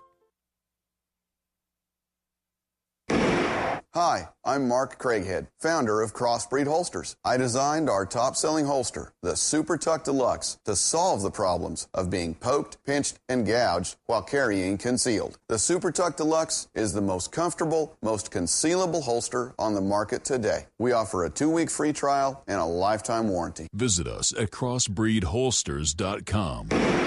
Don't forget, crossbreedholsters.com.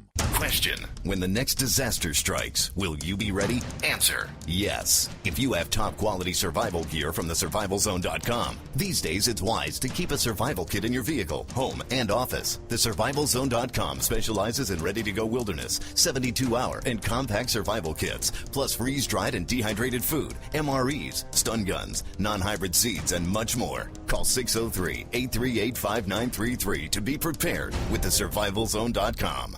This is a special alert from eFoods Direct. Silver just dumped to a 2-year low, and right now the stock market crashes and recrashes daily. What does that mean to you? When stocks crash, companies fail, jobs are lost, and you can't buy the already too expensive food. eFoods just got notice that wholesale costs on pasta, rice, and beans will immediately jump 20%. The all-time high cost of sugar is tripling. Those who tried to buy silver for security just lost a big piece of the food their silver might have bought before it crashed. So what are you going to do? Get as much food as you can. With these problems you're facing, eFoods Direct has no choice but to extend the free shipping another week to October 9th. Free shipping to October 9th buys more food with shipping dollars. Call 800-409-5633 24 hours. Go to efoodsdirect.com/Alex. Call 800-409-5633 or efoodsdirect.com/Alex. Remember, you can bet your life on eFoods Direct.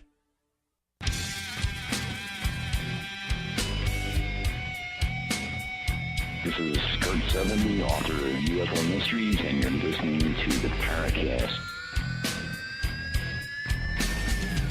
We have our own favorite Bigfoot himself, #1 favorite, Chris O'Brien, with Gene.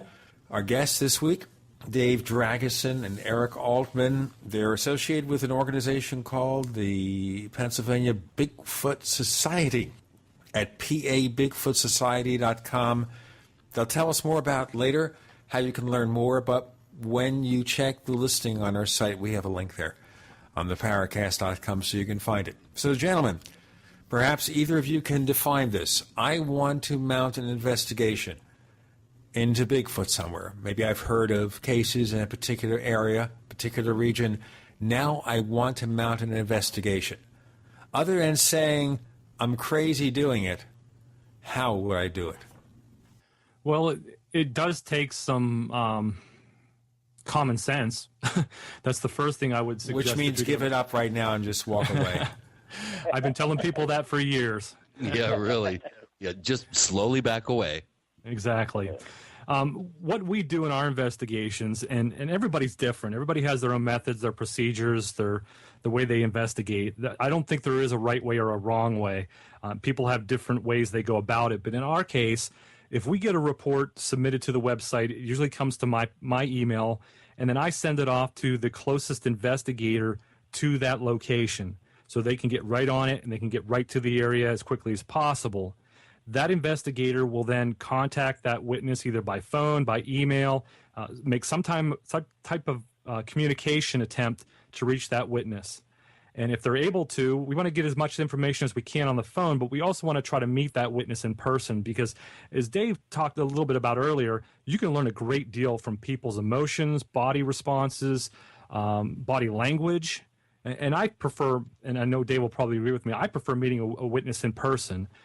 If we're able to do that and establish that relationship, and we can, in our conversation with them, learn a lot more about what they experienced, plus reassure them and get them comfortable enough to take us to that area, that's our main goal. It's to go to that area where they have the sighting so we can then begin to look for physical evidence.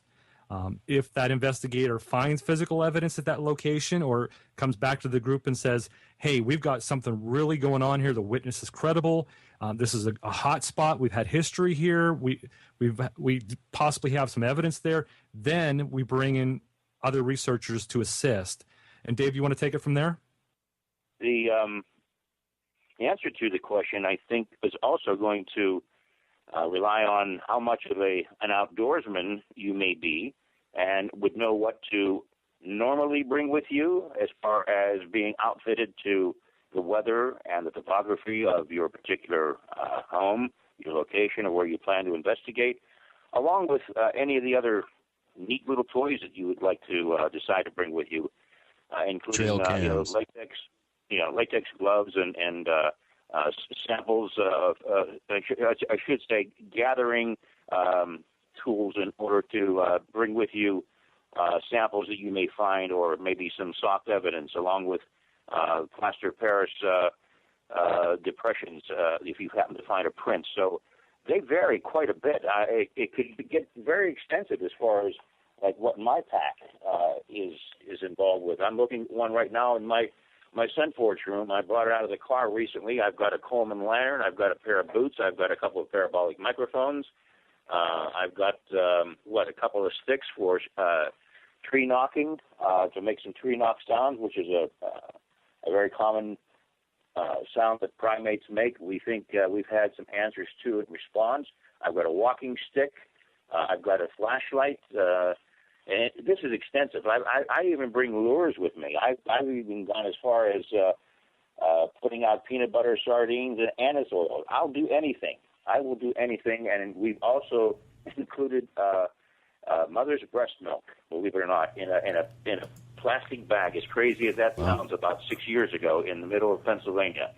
And it was taken. We don't know what took it, but it was gone. The next day, we hung it high above ground in a swampy area, and it was gone. And there were some impressions in the soil. But to make a long story short, what we bring with us will vary, and I think over time, once you become more attuned to what you think you could expect, or maybe expect the unexpected and be ready for it, you become acclimated on what your pack should be, what you should bring with you in the woods, what you leave with you in the car, et cetera, et cetera. What about sound recording equipment? What about cameras? Yep. Any particular types that are useful, or just what you get on your iPhone for the camera? That can vary too. I mean, we've got some real aficionados in various Bigfoot circles around us. Eric just acquired a FLIR camera. You can take it from here, Eric, and let them know about what some of the gear that you've acquired. Yeah, I've got some pretty good audio recording equipment. I use what's called a Zoom Q3. It's a video and audio recorder with a condenser mic built into it. It's handheld, portable, digital recorder. It works very well and captures sound very well. Other people use the H2s. We also use, as Dave mentioned, we have a thermal FLIR camera that we take with us to detect body heat and heat signatures. We use night vision. We use trail cameras. We've tried a variety of different trail cameras, from infrared to 35 millimeter trail cameras. As Dave mentioned, he uses parabolic mics. Our group has several parabolic mics that we use.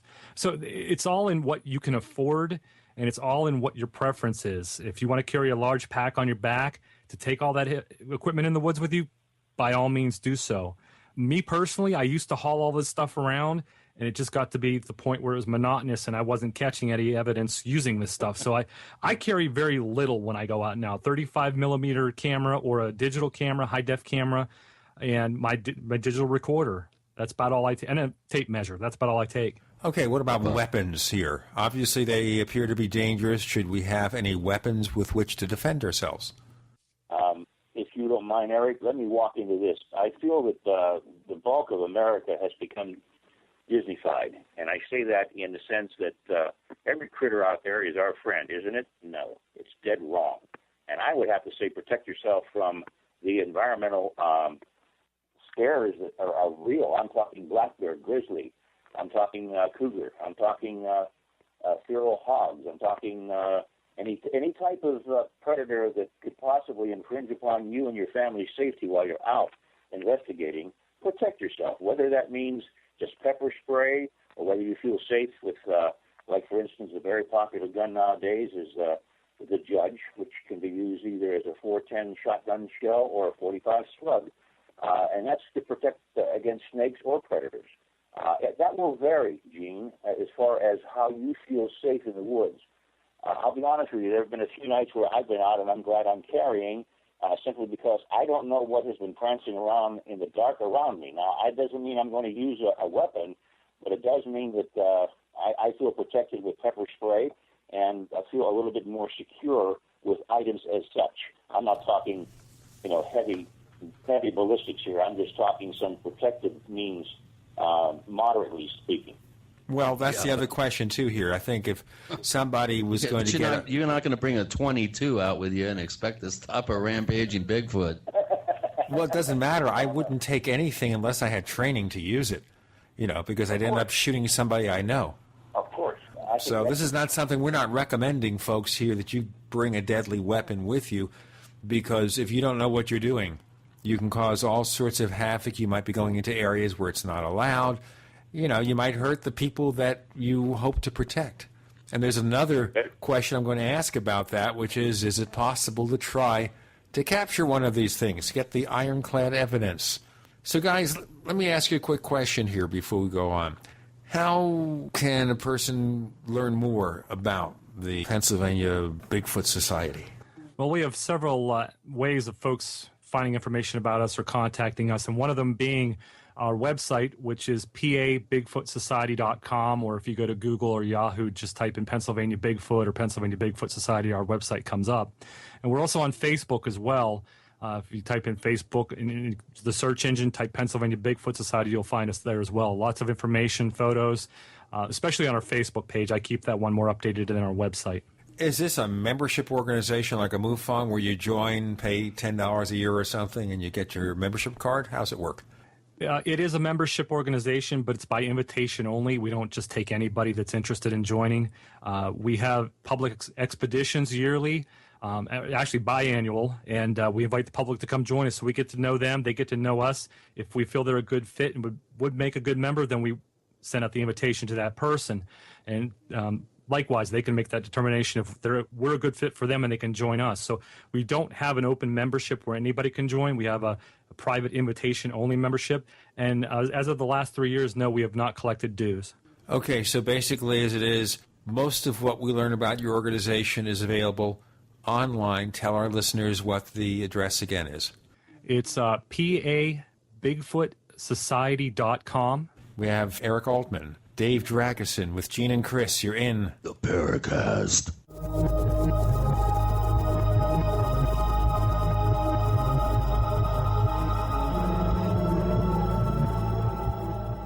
Are you tired of searching for great talk radio? Something more important. Search no more. We are the GCN Radio Network.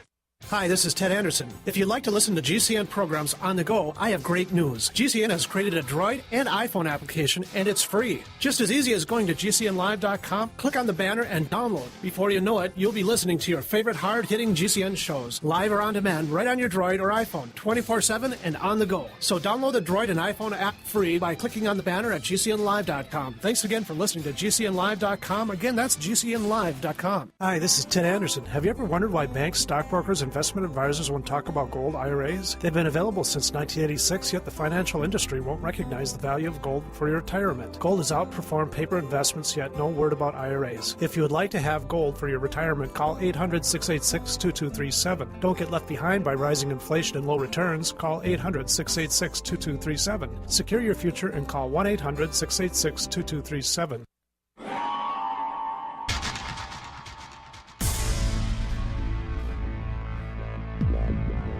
Welcome back to the Paracast, the gold standard of paranormal radio. And now, here's Gene Steinberg. With Gene and Chris, you're in the Paracast with Dave Dragosin, Eric Altman. We've been focusing mostly on Bigfoot and some of the UFO, possible other paranormal implications. We'll get more covered. But now that we've equipped somebody or a team of people to go out there, investigators, with all this equipment, before we even have them leave the door, is there any place... Hard part.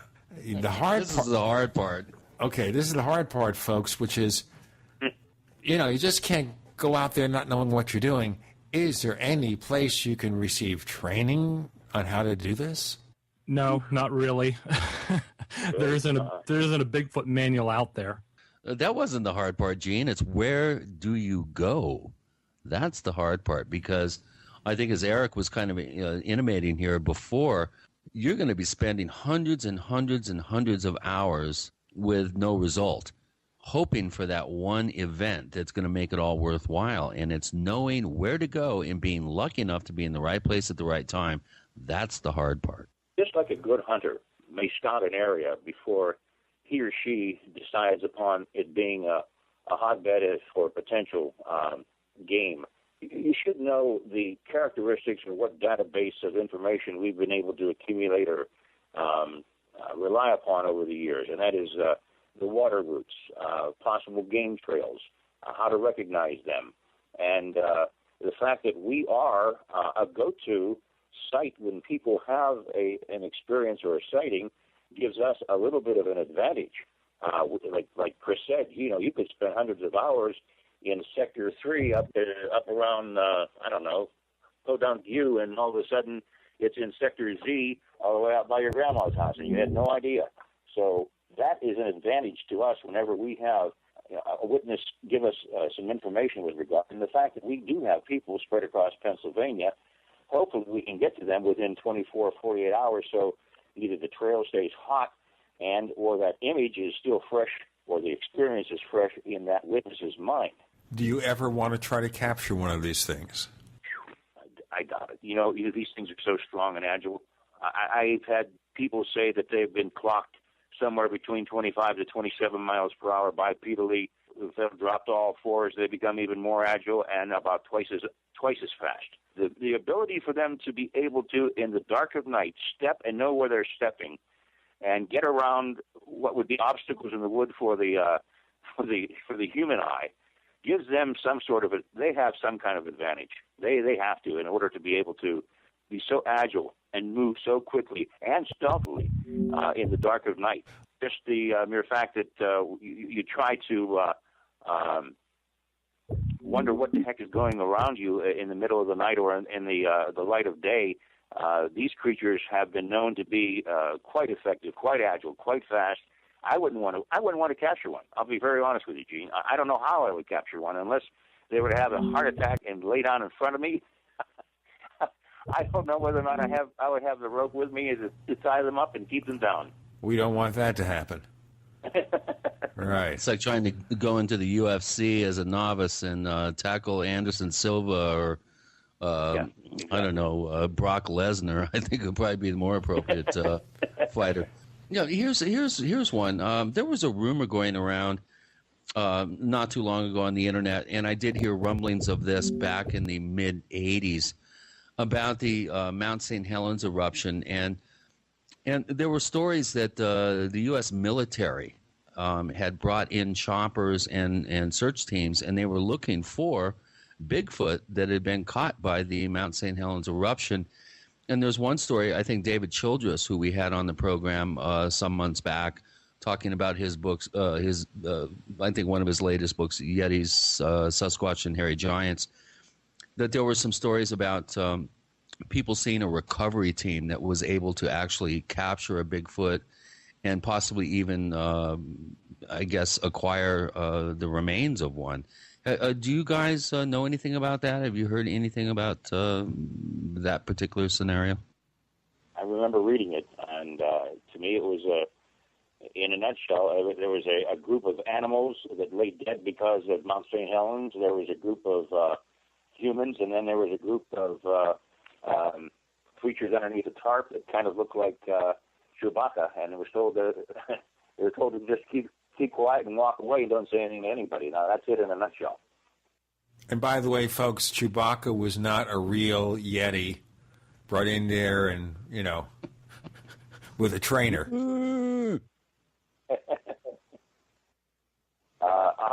Another good story, or I should say a case in point, is the forest fire situation where the firefighters were trying to quell a fire in the northwest region, and they saw what appeared to be a wandering creature, not known to them what it was at first, and then found out that it was a squatch, and they were able to bring it in and had care for it under the watchful eyes of a veterinarian and also a physician as they brought it back to health, and it was kind of nurtured and calmed down with an American Indian gal who happened to be kind of like a nurse firefighter person with that crew of people, and they kind of like I guess got it to normalcy as far as its physiological characteristics and attributes, and next day it was gone. It disappeared on supposedly in the back of a military truck. So on the back of a military truck. So is that the point there that maybe the governments do have these creatures in cages, perhaps? I don't know about that. Maybe in boxes. Yeah, in Nightmare Hall and Dulce, and they're making a super uber warrior. But that's a point that I see from your website here, a very important point I see from your website. You're not going to try to bring them down. You're not going to try to kill them. No, and just to reiterate what Dave was saying, you hear all these stories, the Mount St. Helens story, the Georgia story, but there's no proof. So to me, they're just stories. Could they have happened? Sure. But do we know? No, we don't. So I just want to reiterate that. Yep. Good point, and I agree. Is the government involved with it? I don't think so. And as far as us killing these creatures and trying to capture them, no. I think it's foolish. I think we're wasting our time. I think there's quite a lot of people that are aware of their existence and are remaining quiet about it. I'm talking about in kind of like the far remote areas of Pennsylvania, West Virginia, and places elsewhere across the United States. They don't want man, so to speak, to come in and infringe upon what they feel is a habitat that's been sanctioned for them since time immemorial. So you're not going to get these people who may know where they are to cast a good word for those who are researching and investigating.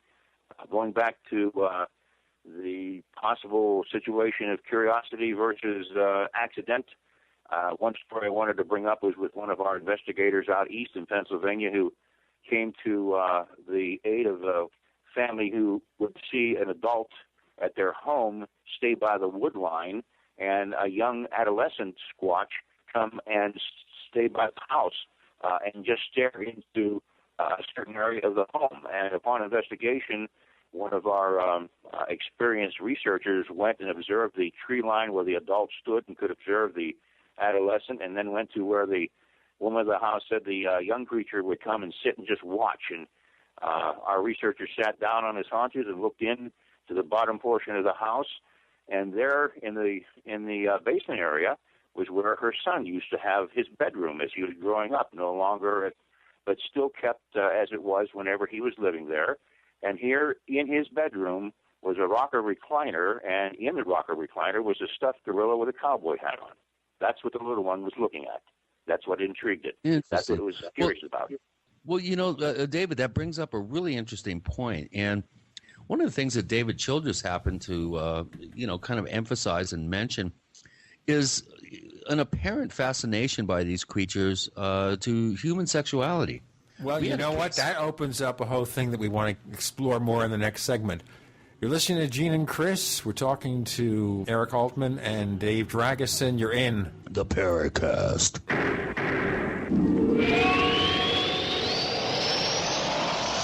You expect professional service from your doctor, your accountant, and even the girl who takes your morning coffee order. Why not from your domain registrar, too? Namecheap.com provides stellar service with no sneaky upselling. We offer more features and security options for your website than there are ways to order a latte. And new domains come with a WhoIsGuard to protect your personal info. At Namecheap.com, you can get your domain for as low as $2.99. Now is a great time to get to know Namecheap.com. Neighbors, do you need to bring the final touches to your latest podcasts? Clean up the soundtrack of that holiday video. Mix together a few takes from your last jamming session. Process the audio files of the video game you're creating to sound just right. Well, look no further. Whatever audio-related task you're looking to perform, Amadeus Pro is the tool for you. It's the Swiss Army knife of sound editing. Go to HairSoft.com. HAIRER Soft.com.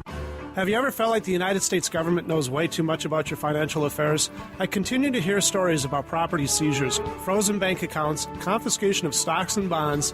It makes me wonder if the U.S. citizen will ever again have the right to life, liberty, and the pursuit of happiness. Unfortunately, with the Drug and Money Laundering Act, the IRS Revenue Ruling 6045 of 1984, and the Trading with the Enemy Act and Franklin D. Roosevelt's Executive Order of 1933, some precious metal holdings are subject to government intervention.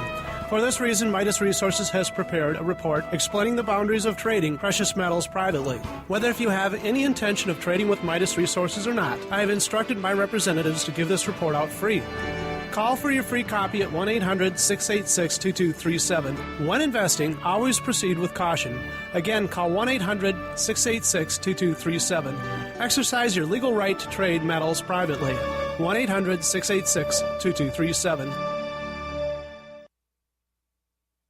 Before you throw away your used batteries, you need to listen to this. Now, going green can save money. Go green and save money by giving life to your used batteries by charging them with the Renaissance Charger. The Renaissance Charger uses a new revolutionary battery charging technology that effectively extends the life of new batteries and gives new life to used batteries. Invented by legendary audio genius John Bedini, this unique and patented charging system rejuvenates the electrochemical plate structure in the battery without additives, increasing capacity and maintaining cell integrity. Renaissance Charge offers a full line of products made in the USA for all types and sizes of batteries. Find out why our customers tell us the Renaissance Charger is the only battery charger they will ever use. Save your money. Save the environment. Visit us online at r-charge.com. That's r-charge.com, or call us at 208-772-4514. That's 208-772-4514. Be a part of the revolution today.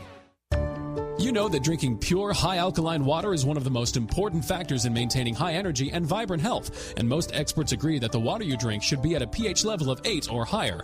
AlkaVision Plasma pH Drops, available only at alkavision.com, combine a unique formula of most alkaline minerals available. AlkaVision Plasma pH Drops alkalize your water, ridding the body of harmful toxins and acid, helping you to regain your energy and health. Alkalizing your water by simply adding 10 drops of AlkaVision Plasma pH Drops helps the body to rid itself of acidic waste. waste, increases oxygen, and raises the pH of your body to optimal levels. And bacteria and viruses cannot survive in an alkaline high pH environment. Order your bottle of AlkaVision Plasma pH drops for only $29.95 at alkavision.com. That's ALKA Vision.com, or call 269-409-1776. 269-409-1776. Alkalize your body. Supercharge your health at alkavision.com. We'd like to hear from you. If you have a comment or question about the Paracast, send it to news@theparacast.com. That's news@theparacast.com. And if you'd like to catch up on past episodes, we have hundreds of shows for you to download direct from theparacast.com. That's theparacast.com. Or check us out at iTunes. Okay, Chris, I don't know where to go with this because this is a family radio show. But we're finding here that what you're saying, and our guests, Eric Altman and, of course, Dave Dragosin, are listening, Chris, that Bigfoot seems to be interested in our sexual practices? Well, when we had David Childers on the program, he brought up a very interesting point that he was just kind of wondering about based on some fairly recent reports, most notably, as he mentioned, the DuPont monster wave that happened in Illinois. And again, before I go further here, I think we need to stress to the audience that Bigfoot aren't only seen in the Pacific Northwest or Pennsylvania or in Colorado or the places that we've been talking about. Bigfoot have been reported, correct me if I'm wrong, gentlemen, but I think in 49 of 50 states, and almost every culture around the world, especially in remote areas, has some sort of wild man, hairy man, yetis, skunk apes. I mean, there's various types of these creatures that are found all over the world. But I just want to remind everybody that we're not dealing with something that it's all pervasive, I think, geographically. But we had a case here just down the road, actually, from me, about 40 miles away on the Mogollon Rim, where an Apache Indian couple was making whoopee, I think. They were getting it on, indulging in hanky-panky in the bedroom, and they noticed something or somebody was peering through their window. They were, I guess, alarmed enough to call the Fort Apache, police, basically, and the Apache cops came rushing out there, and they witnessed a Bigfoot running away from the house. They went on camera in their uniforms. Official reports were filed. They were very out front and verified the case. And David also mentioned the DuPont monster, which is seen almost exclusively in areas where there's lovers' lanes. And Bigfoot have been seen looking into parked cars where where teenagers are getting it on. There seems to be a fascination with some sort of human sexual process. Also, menstruating women seem to, in a few cases, I think, have been subject to the curiosity of Bigfoot. Have you guys seen any parallels in all the cases that you filed and investigated in your area there? You mean like the night I spent in the back seat at the drive-in with Bigfoot? Well, we don't want to go there. Like Gene said, okay. This is a family show. Yes, we can hint, but we cannot be too graphic. Go ahead, Derek. Dude, you frightened me. I've had people tell me stories and share with me anecdotal stories of people being involved in sexually compromising positions and having a Bigfoot walk up to where they're at and watch them or observe them. It's an interesting point that you bring up, and it very well might be. We honestly don't know why this attraction happens, but there might be a couple of reasons. One, the sounds, and two, pheromones. That might be an attractant for this creature. Dr. Bombanek out of the Midwest has actually created pheromone chips with the purpose of luring these creatures in. The pheromone chips are made out of human female pheromones and primate pheromones attached to this chip. And there very well might be a connection with the pheromones that are given off during a sexual encounter or the noises that are given off during a sexual encounter. We really don't know. It's a fascinating subject, but unfortunately we really don't have an answer for it. sometimes in our vocalizations and broadcasting calls that we practice on many of the evenings that we're out doing research, we may switch from what is assumed to be Bigfoot calls that we have gathered digitally and insert baby cries, children laughing, and also women screams in ecstasy and in fright.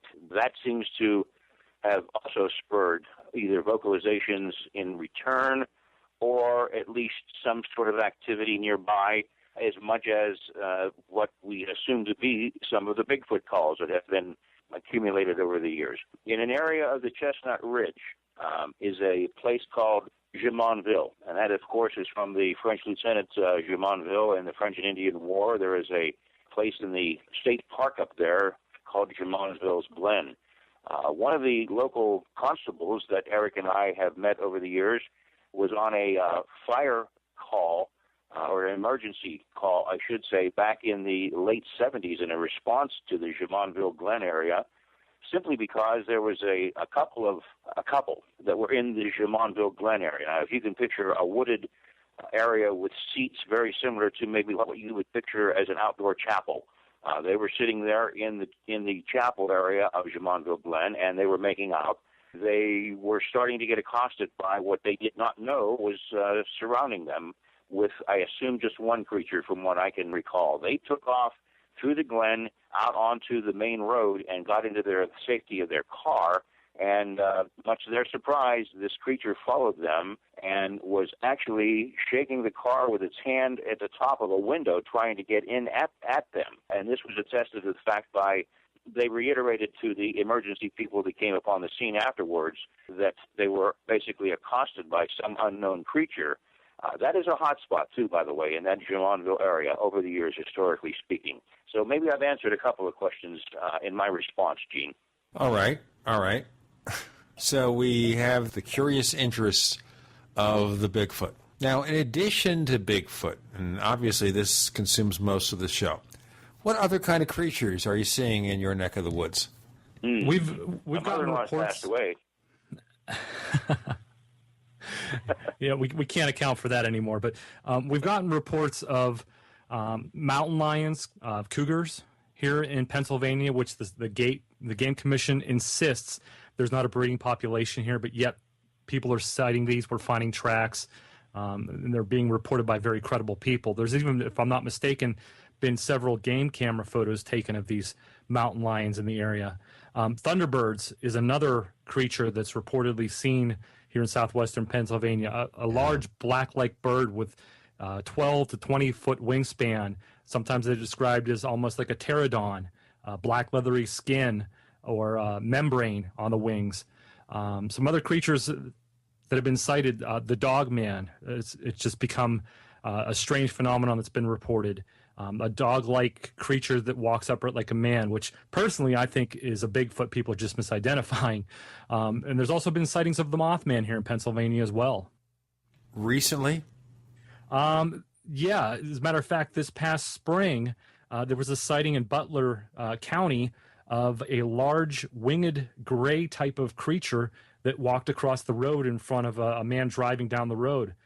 He saw it, said it almost looked demonic-like. It had a pointed head, long bat-like wings that were tucked in on its back, very grayish in color, and walked like a human, much like the descriptions from the 1967 from Point Pleasant, West Virginia.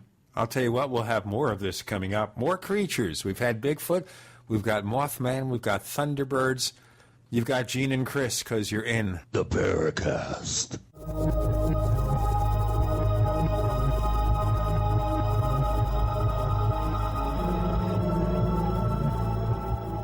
The GCN Radio Network, providing the world with hard-hitting talk radio. GCN. Great talk radio starts here. Graphic Converter is the image manipulation tool for the rest of us. It does not use any database. You get full control of all your files. Want to view the images of a folder? Drag it into Graphic Converter, and a powerful browser opens up to show your image files. You could use it for slideshows. You could use it to import images from digital cameras or from scanners. Need to do some image editing? You can do that too in Graphic Converter. Also print catalogs. Convert from so many formats I can't even list them. Download now to see if Graphic Converter is good for you, like 1.5 million other users. Guess what? You could save money when you buy Graphic Converter. Use the coupon code Night Owl. Use the coupon code Night Owl to get a special price for Graphic Converter. Go to lemkesoft.com. That's Lemke soft.com. Lemkesoft.com. Lemke soft.com. Iodine protection packs from hempusa.org are now in stock for immediate delivery worldwide. Our iodine protection packs include microplant powder, green life kelp, red palm oil, and our clear roll-on iodine that will feed the body the iodine it needs. All iodine protection packs are in stock, save you money, and ship for free in all 50 states. Visit hempusa.org or call 908-691-2608 today. HempUSA.org has a revolutionary wonder food for detoxing the body and rebuilding the immune system. Microplant powder can help unclog arteries and soften heart valves while removing heavy metals, virus, fungus, bacteria, and parasites. Plus, it cleans and purifies the blood, lungs, stomach, and colon. Keep your body clean with microplant powder. Visit us at HempUSA.org or call 908-691-2608 today.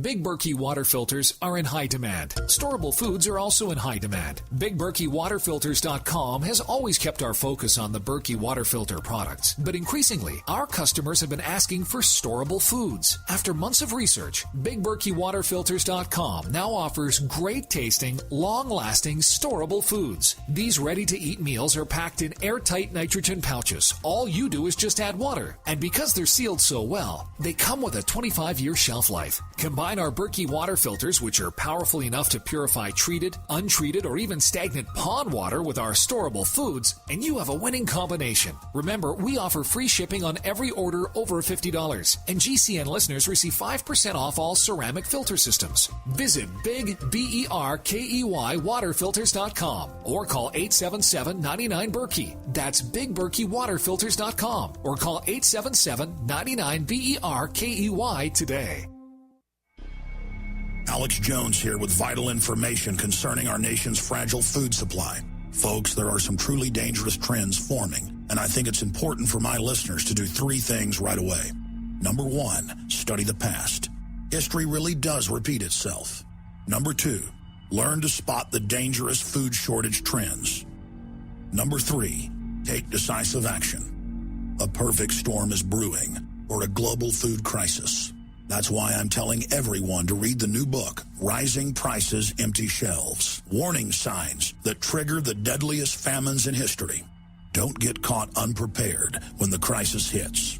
This book is only available at risingpricesemptyshelves.com. You'll also get a free copy of Supermarket Survival, How to Cut Your Grocery Bills in Half. Again, that website is risingpricesemptyshelves.com. That's risingpricesemptyshelves.com. This is Jim Mosley, editor of Sausage Smear, and I'm here to say a good word or two about the Paracast, which I believe is the gold standard of paranormal radio. Listen to it if you can. We've never determined what kind of creature Chris really is. You know, what does he become? Is he a shapeshifter? All right, you know, we were going to do a show on werewolves, and the thing kind of fell through. So that's an interesting question to ask. Any evidence here of shape-shifting sorts of creatures in the wilds with Eric Altman and Dave Dragosin? Anything? There's just stories that we're aware of. There's no physical evidence, just the stories and the witness reports. I had a close friend who had an experience going to a Penn State football game about 15 years ago. He's a sound mixer. He worked for the Penguins and the the Pirates and the Steelers. But back then he was starting out mixing, and he had a date with the Nittany Lions. He left on a Friday night, was going across Route 22 in the Blairsville area.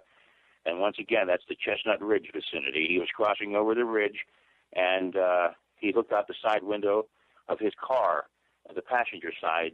Running alongside of him was a creature with red glowing eyes looking in on all fours, looking in at him almost in a sort of like a snarling smile, intimidation look. And he gassed the car, and in his rearview mirror, he said what looked to be, as it leaped twice across the road and cleared the road in 2 leaps, the back of a werewolf. He kept that story hidden for over 10 years until he was with me on an installation at Edinburgh University just a couple of years ago. And he said, "Are there any werewolves in Pennsylvania?" And I said, not to my knowledge, I don't think there's any werewolves, period. And he began to reiterate his story within a period of 3 hours at least 20 times because he held it in so long. But he swears that's what it looked like, more of a werewolf appearance than a dog man as opposed to a squatch. That's the only one I'm aware of. So forget about the werewolves, but thunderbirds, mothmen, we get that kind of creature. Do we see any relationship with any of these creatures? I can't say of any kind of relationship. The Thunderbird and the Mothman reports are very rare, much less than the Bigfoot sightings. The Bigfoot sightings are, I would have to say, hugely more popular than the Mothman and the Thunderbird reports are. I agree. Relationships, boy, sure make for an interesting baby. That's true. Genetically compatible, you think of what kind of creature you can come up with. Now we'll go back to the implications sexually that was hinted at earlier. Any evidence at all that a Bigfoot ever tried to get it on with a human? Well, if you ask Jack Lasparitis, he's had several encounters with these creatures. He wrote about it in his book. Not that I'm aware of. I've never heard anything. I've never read any reports. So I have to say no. Likewise. There's a couple from the Far East. There's some Yeti reports that do kind of hint around at some sort of hybrid offspring, but again, that's that's on the other side of the planet, and who knows what the evidence chain is on something like that. But there are stories from the Himalayas that do suggest that possibility. And Russia too, with the Almasty. In fact, there's photographs, I think, of the son, I think, that was supposedly born. I think David has that in his book. Mm-hmm. That's correct. Well, there you go. At least maybe they're smarter to stay away from us. Have we ever tried, what about attempts to communicate with Bigfoot and any of these creatures? And you mentioned before Bigfoot has kind of an ape-like manner of expressing itself. So any way we've ever tried to communicate with them? When we try to communicate with dolphins and we succeed. So if Bigfoot is intelligent, can we send them a message? If I can answer that real quick, yes. A lot of researchers do try to communicate with these creatures through vocalizations that we broadcast and through wood knocking. And as I was researching the subject growing up, that was talked about in the 70s, but it wasn't really broadcast. It wasn't something that researchers were really doing. But now we are, because we've learned through studying primates, chimpanzees communicate by clacking rocks together and by knocking on different trees with different objects. So they communicate that way. And I've got that from primatologist Esteban Sarmiento. He and I had a lengthy discussion about that. So we do try to communicate with them. What we're saying to them, I have no idea.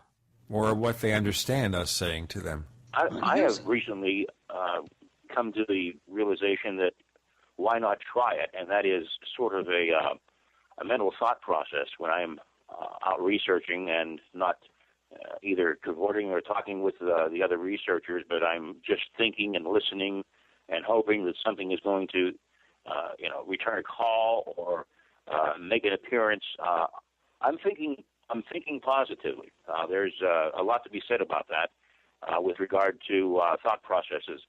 I see nothing wrong with it as far as trying to be gentle-minded, neutral, and in my invasive way in their territory. But I look at it this way: it's a St. Thomas Aquinas. Why not? Why not believe in it? So That's kind of how I only look at it. Let me kind of do a little background research with you guys, because we're getting into the final section and a half of the show. Eric, what's your background? Do you have a day job? How did you get involved in this? Yeah, I do have a day job. I work for a telecommunications company, and I've been with the company for about 13 years now.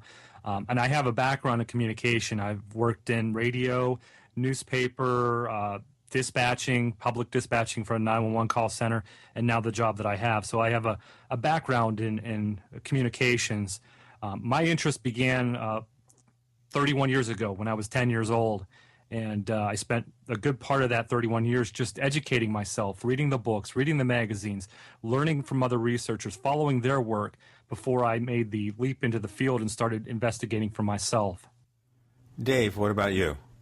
I studied communications at California State University in Pennsylvania prior to having the radio station begin in the basement of my apartment, which became accredited 2 years later. I was in pathology and audiology, studying the International Phonetic Alphabet, so I had an extensive routing of my soul with murmur diphthongs and fricatives and plosives, and are able to understand when I feel that there's a diaphanous call coming from the woods. I have a good sense that what I've heard is either made with a squatch or a fox or maybe a bear. And also my background, it deals with art, too, before I went into communications with radio and TV. And thus the forensic artist sketch capabilities come into play as of just a couple of years ago. My background has been in radio and television and video production over the years, emceeing many concerts and events. And right now I have my own production company still, and I'm also an event coordinator and planner in many arenas. What got you exposed to Bigfoot lore? I probably was interested as a child when the Patterson situation came about from Willow Creek, and it intrigued me so, along with movies such as Legend of Boggy Creek. And then when I got into radio, I became a talk show host and had people such as Stan Gordon become my friend, and kind of like kept the fire on the back burner with regard to research over the years, and kind of silently did it until I found out there were a lot of people doing it, including Eric and the Pennsylvania Bigfoot Society. Yes, I know about becoming a talk show host. I played that game, played talk show host, when I was 16 or 17 years old, in my home with lots of microphones and 2 tape recorders. And I said, you can't make a living at this. Why am I doing this? I was right. Good point. Gene, you know how I got involved in being fascinated with this subject? In 1970, my folks built a new house, and the lead carpenter, his name was Otis Wetstein, and he was a boyhood friend of Roger Patterson. And it had only been a couple of years since the famous the Gimlin footage, the Patterson, the most famous footage of all time. And this is, of course, the cliffhanger time. We'll hear the rest of the story on the other side of the Paracast.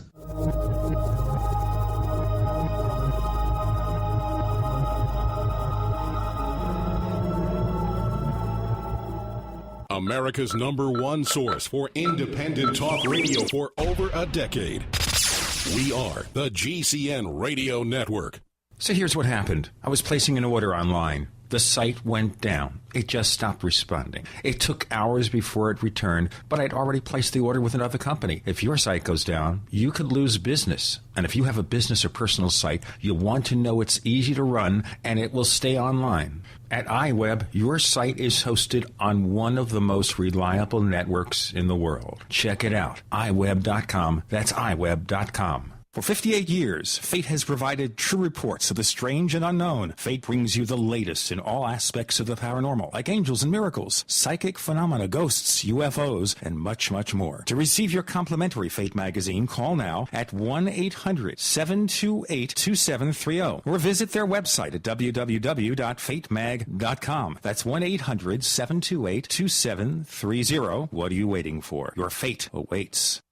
Jason Lewis here. We talk daily about all the crazy stuff happening around the world, concerns with the economy, job loss, and natural disasters, just to name a few. Let me ask you, what are you doing to be prepared? How will you provide for your family in an emergency? Well, for my preparation, I recommend WiseFoodStorage.com. WiseFoodStorage.com offers delicious, ready-made, freeze-dry meals that carry a 25-year shelf life, and you prepare them in minutes by simply adding water. Wise Food Storage entrees are packaged in individual metal Mylar pouches, then stored in convenient grab-and-go plastic containers for freshness and easy transport. Go to WiseFoodStorage.com today to request a free entree sample. And for a limited time, enter the promo code Lewis to get free shipping on any order. Call 855-FOOD-WISE. That's 855-366-3947 or visit WISEFoodstorage.com. WiseFoodStorage.com. Gourmet emergency food at the best price. If you owe money to the IRS, you can't make the problem go away by yourself. But with the help of Dan Pilla, you can get your problem solved once and for all. Hi, I'm Dan Pilla. For 30 years, I've helped thousands of people solve their tax debt problem, and I can help you solve yours too. We take a very simple but proven 3-step approach to solving your problem. First, we stabilize IRS collection actions so you don't have to worry about the IRS seizing your bank account or paycheck. Next, we build a comprehensive plan to get your tax debt reduced to the fullest extent possible, sometimes even completely eliminated. And finally, we work with you every step of the way to get your problem solved once and for all. Call us for a free consultation. Call 1-800-346-6829. We'll work together to get your problem solved, guaranteed. Dan Pilla has been protecting taxpayers from the IRS for 3 decades, and he can help you too. Call us today at 800-346-6829. That's 800-34-NO-TAX. Can Heart and Body Extract help with other ailments besides heart conditions, high blood pressure, clogged arteries, or unbalanced cholesterol? It did for Karen. I've been using Heart and Body Extract for approximately 2 weeks. I've had an earwax buildup problem for many years, with over-the-counter stuff not working at all. I had very poor hearing due to this earwax buildup. Well, after 2 weeks of taking Heart and Body Extract, my earwax buildup almost completely cleared up. Could this be the effect of better body circulation? Heart and Body Extract is an effective 100% organic nutritional supplement specially formulated to allow your body to heal itself. My hearing is almost completely back to normal. I'm amazed. Order by calling 866-295-5305 or online at hbextract.com. That's 866-295-5305 or hbextract.com. Heart and Body Extract for a long and healthy life.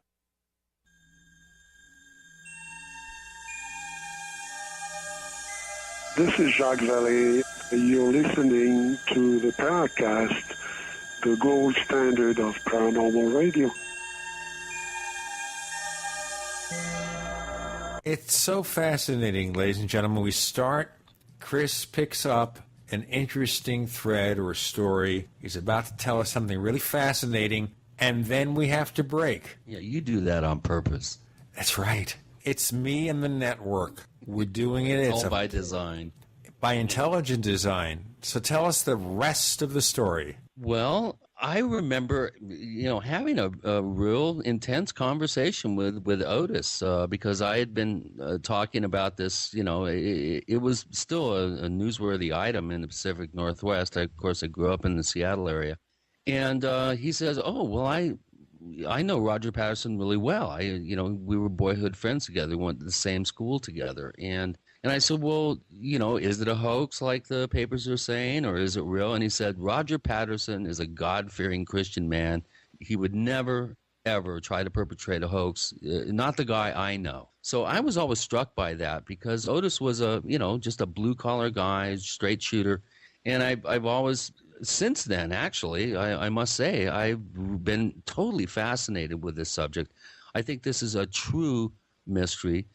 There are some sort of creatures out there, whether they're fully manifest, whether they're cryptozoological creatures. For many years, I felt that they were.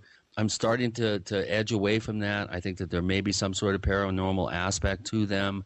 They may have some sort of access to some sort of spiritual knowledge, like the natives kind of hint around at, that allow them, some sort of superhuman capabilities in terms of maybe shape-shifting or disappearing at will, possibly teleporting. My brother and I have both had what we feel were legitimate, real close encounters with these creatures.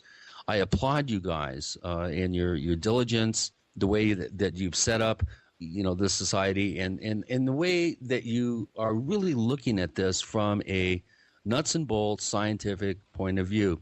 Gene and I have been having fun on the show here, but let me, underscore my respect for your work. I know how difficult it is to go out night after night after night, stake places out, come up empty. The lust of result for that one groundbreaking revelation or sighting event or case data, to me, is what drives me on in my process. And I really want to applaud you guys publicly here and say, even though I've been having fun and cracking a few jokes here and there, this is serious work. I think, as I said before, I think that this is possibly the one mystery that we are going to be able to crack before all the others. UFOs, hauntings, I think, are equivocal. You can go down the line of paranormal phenomena. The debunkers and the psychops out there hopefully are going to be eating crow when the ultimate event occurs and we do get irrefutable, unequivocal data that demonstrates the reality of these creatures. And I know it's out there, and it's just a matter of time, I think, now in this high-tech age that we're going to be able to gather that. So I'm off my soapbox. Okay. Thank you for the compliment, but I also want to thank you for the validation from your friend Otis, because it's those little pieces that keep the big thoughts going for us. Exactly. So, guys, where do we go from here? How do we get to the next step where you can go to mainstream scientists and say, here's the evidence, indisputable, this is it, we've got this strange creature, we've got to understand more about it? How do we do it? Through diligence. Hard work. Exactly. We just have to keep doing what we're doing. Spending the countless hours and days and nights and months in the woods, collecting data, putting the pieces of the puzzle together, hopefully one day coming across that concrete piece of evidence, that appendage, that body, that physical proof that science demands. And once we have that, then it's game on. From there, scientists will come in and start to study this creature in their natural habitat, and grants will be issued, funding will be available, and the equipment that will be used then is much better than the amateurs have right now. So in a sense, people like you are working to put your organization out of business then. If mainstream science takes over, what's your purpose and function then? I think our purpose and our function is going to be scientists will be able to come to those who've studied this for a long time and ask questions and find out answers. So I don't think we'll be pushed to the side. I think we'll be consulted. They'll ask us about different behaviors we've learned over the years, the information we've collected. So I think will be a big key part of the study of this creature once it's discovered. I don't mean in a monetary sense, but kind of like a Gene Roddenberry, George Lucas sort of thing as far as ideas are concerned. We have more than ideas. Hopefully we're starting to make the database work for us in a very positive manner so that, we can be referred to by those who know better or those who have better accreditations as far as the scientists are concerned, once the day comes that, yes, there is such a creature out there. Do you think we're getting closer? Do you think there's a point where you can say 5-10 years from now, we can go to the scientists, the wall is open, a crack in the door, something that they'll take you seriously? Physical evidence. Yeah, I think that's the key to it. Sure. And I think it's going to be a matter of the right person with the right equipment being in the right place at the right time. At the right time. How do you coordinate, or do you coordinate with organizations around the world for this research? We have an open door policy where we're willing to work with any organization that's out there, any researcher that's out there, providing there's no ego or providing there's no hostility towards us. And we're about sharing, and we share openly with anybody that wants to work with us. We've always been that way. But you have groups and you have individuals who are out there to make a buck, who are out there to improve their ego, and they're not out there to solve the mystery. They're out there for themselves. And I personally like to stay away from people like that. We'll give no names here. They don't deserve the publicity. I copy that. Yeah, I've got a few I could throw out there, but I won't. We've mentioned a few people along the way on this show because we have a reputation. You and your reputation. Well, you know, what it is that there are some people who are deceptive, and when we find out that they are deceptive, we will cite the evidence and send them on the way. And so, you know, there are places where they write things about me and Chris, mostly me, and we don't want to mention what they say about us. It's because, well, I mean, we could talk about a Philadelphia investigator who got caught red-handed with a fabricated background and some criminal activity in his personal history, and we offered him a chance to come and refute these allegations, revelations rather, that were made about him, and we never heard from the old Butchmeister. Actually, what happened, let me tell you what happened is I wrote him a letter, and I said, here's what I'm being told about you. What's your response? And he says, I'm getting out of the field. Except that he then, a few months later, resurfaced and went to some kind of convention or something. So, you know. I'm familiar with that story. I figured you would be. Yeah, so. but we're not going to go there. No, it's a good idea. No, we don't have to go there. In the remaining minute, guys, one more time, tell us about the Pennsylvania Bigfoot Society. You could go catch as can. You can go back and forth any way you want. Eric, if I could at this time, if I may be able to just blow a little bit of smoke on the blog spot that I have for people to understand the forensic sketches that I've been able to accumulate over the years at cryptosite.blogspot.com. And you'll be able to see some of the sketches that I refer to forensic-wise and stories that accompany them from southwestern Pennsylvania, okay? Say it again. Give us that address again.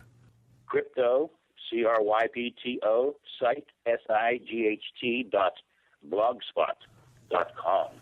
That makes it simple. And to get to the Pennsylvania Bigfoot Society, you go to PABigfootsociety.com. And could I throw one more plug out? We've got a big event coming up in just a few weeks. Please, go ahead. Yeah, absolutely. Great. On October 22nd and 23rd in a small community town called Youngwood, Pennsylvania. It's about 40 miles southeast of Pittsburgh. We are having the first of its kind UFO and Bigfoot conference. It's a 2-day event. It'll feature such speakers as Stan Gordon, Stanton Friedman, Dr. Jeffrey Meldrum, David Dragosin will be there. I'll be there speaking. Other UFO researchers and Bigfoot researchers. The event is not a mixed event where we're talking about the relationships between UFOs and Bigfoots. It's 2 separate conferences, but held together on the same weekend. And to find out about that, you can go to the website PAUFOBigfootCon.com. I'll tell you what, you send me some more information. We'll post it in our forums. By the way, we should tell our listeners, and don't forget Chris's site, OurStrangePlanet.com. OurStrangePlanet.com. He's got this fascinating set of DVDs on disclosure that you're going to want to buy. Buy it now. From Gene and Chris to Dave and Eric, thank you so much, gentlemen, for joining us this week on the Paracast. My pleasure. My pleasure, too. Likewise. The Paracast, featuring Gene Steinberg and Christopher O'Brien, is a copyrighted presentation of Making the Impossible, Incorporated. Tune in next week for a new adventure in The Paracast.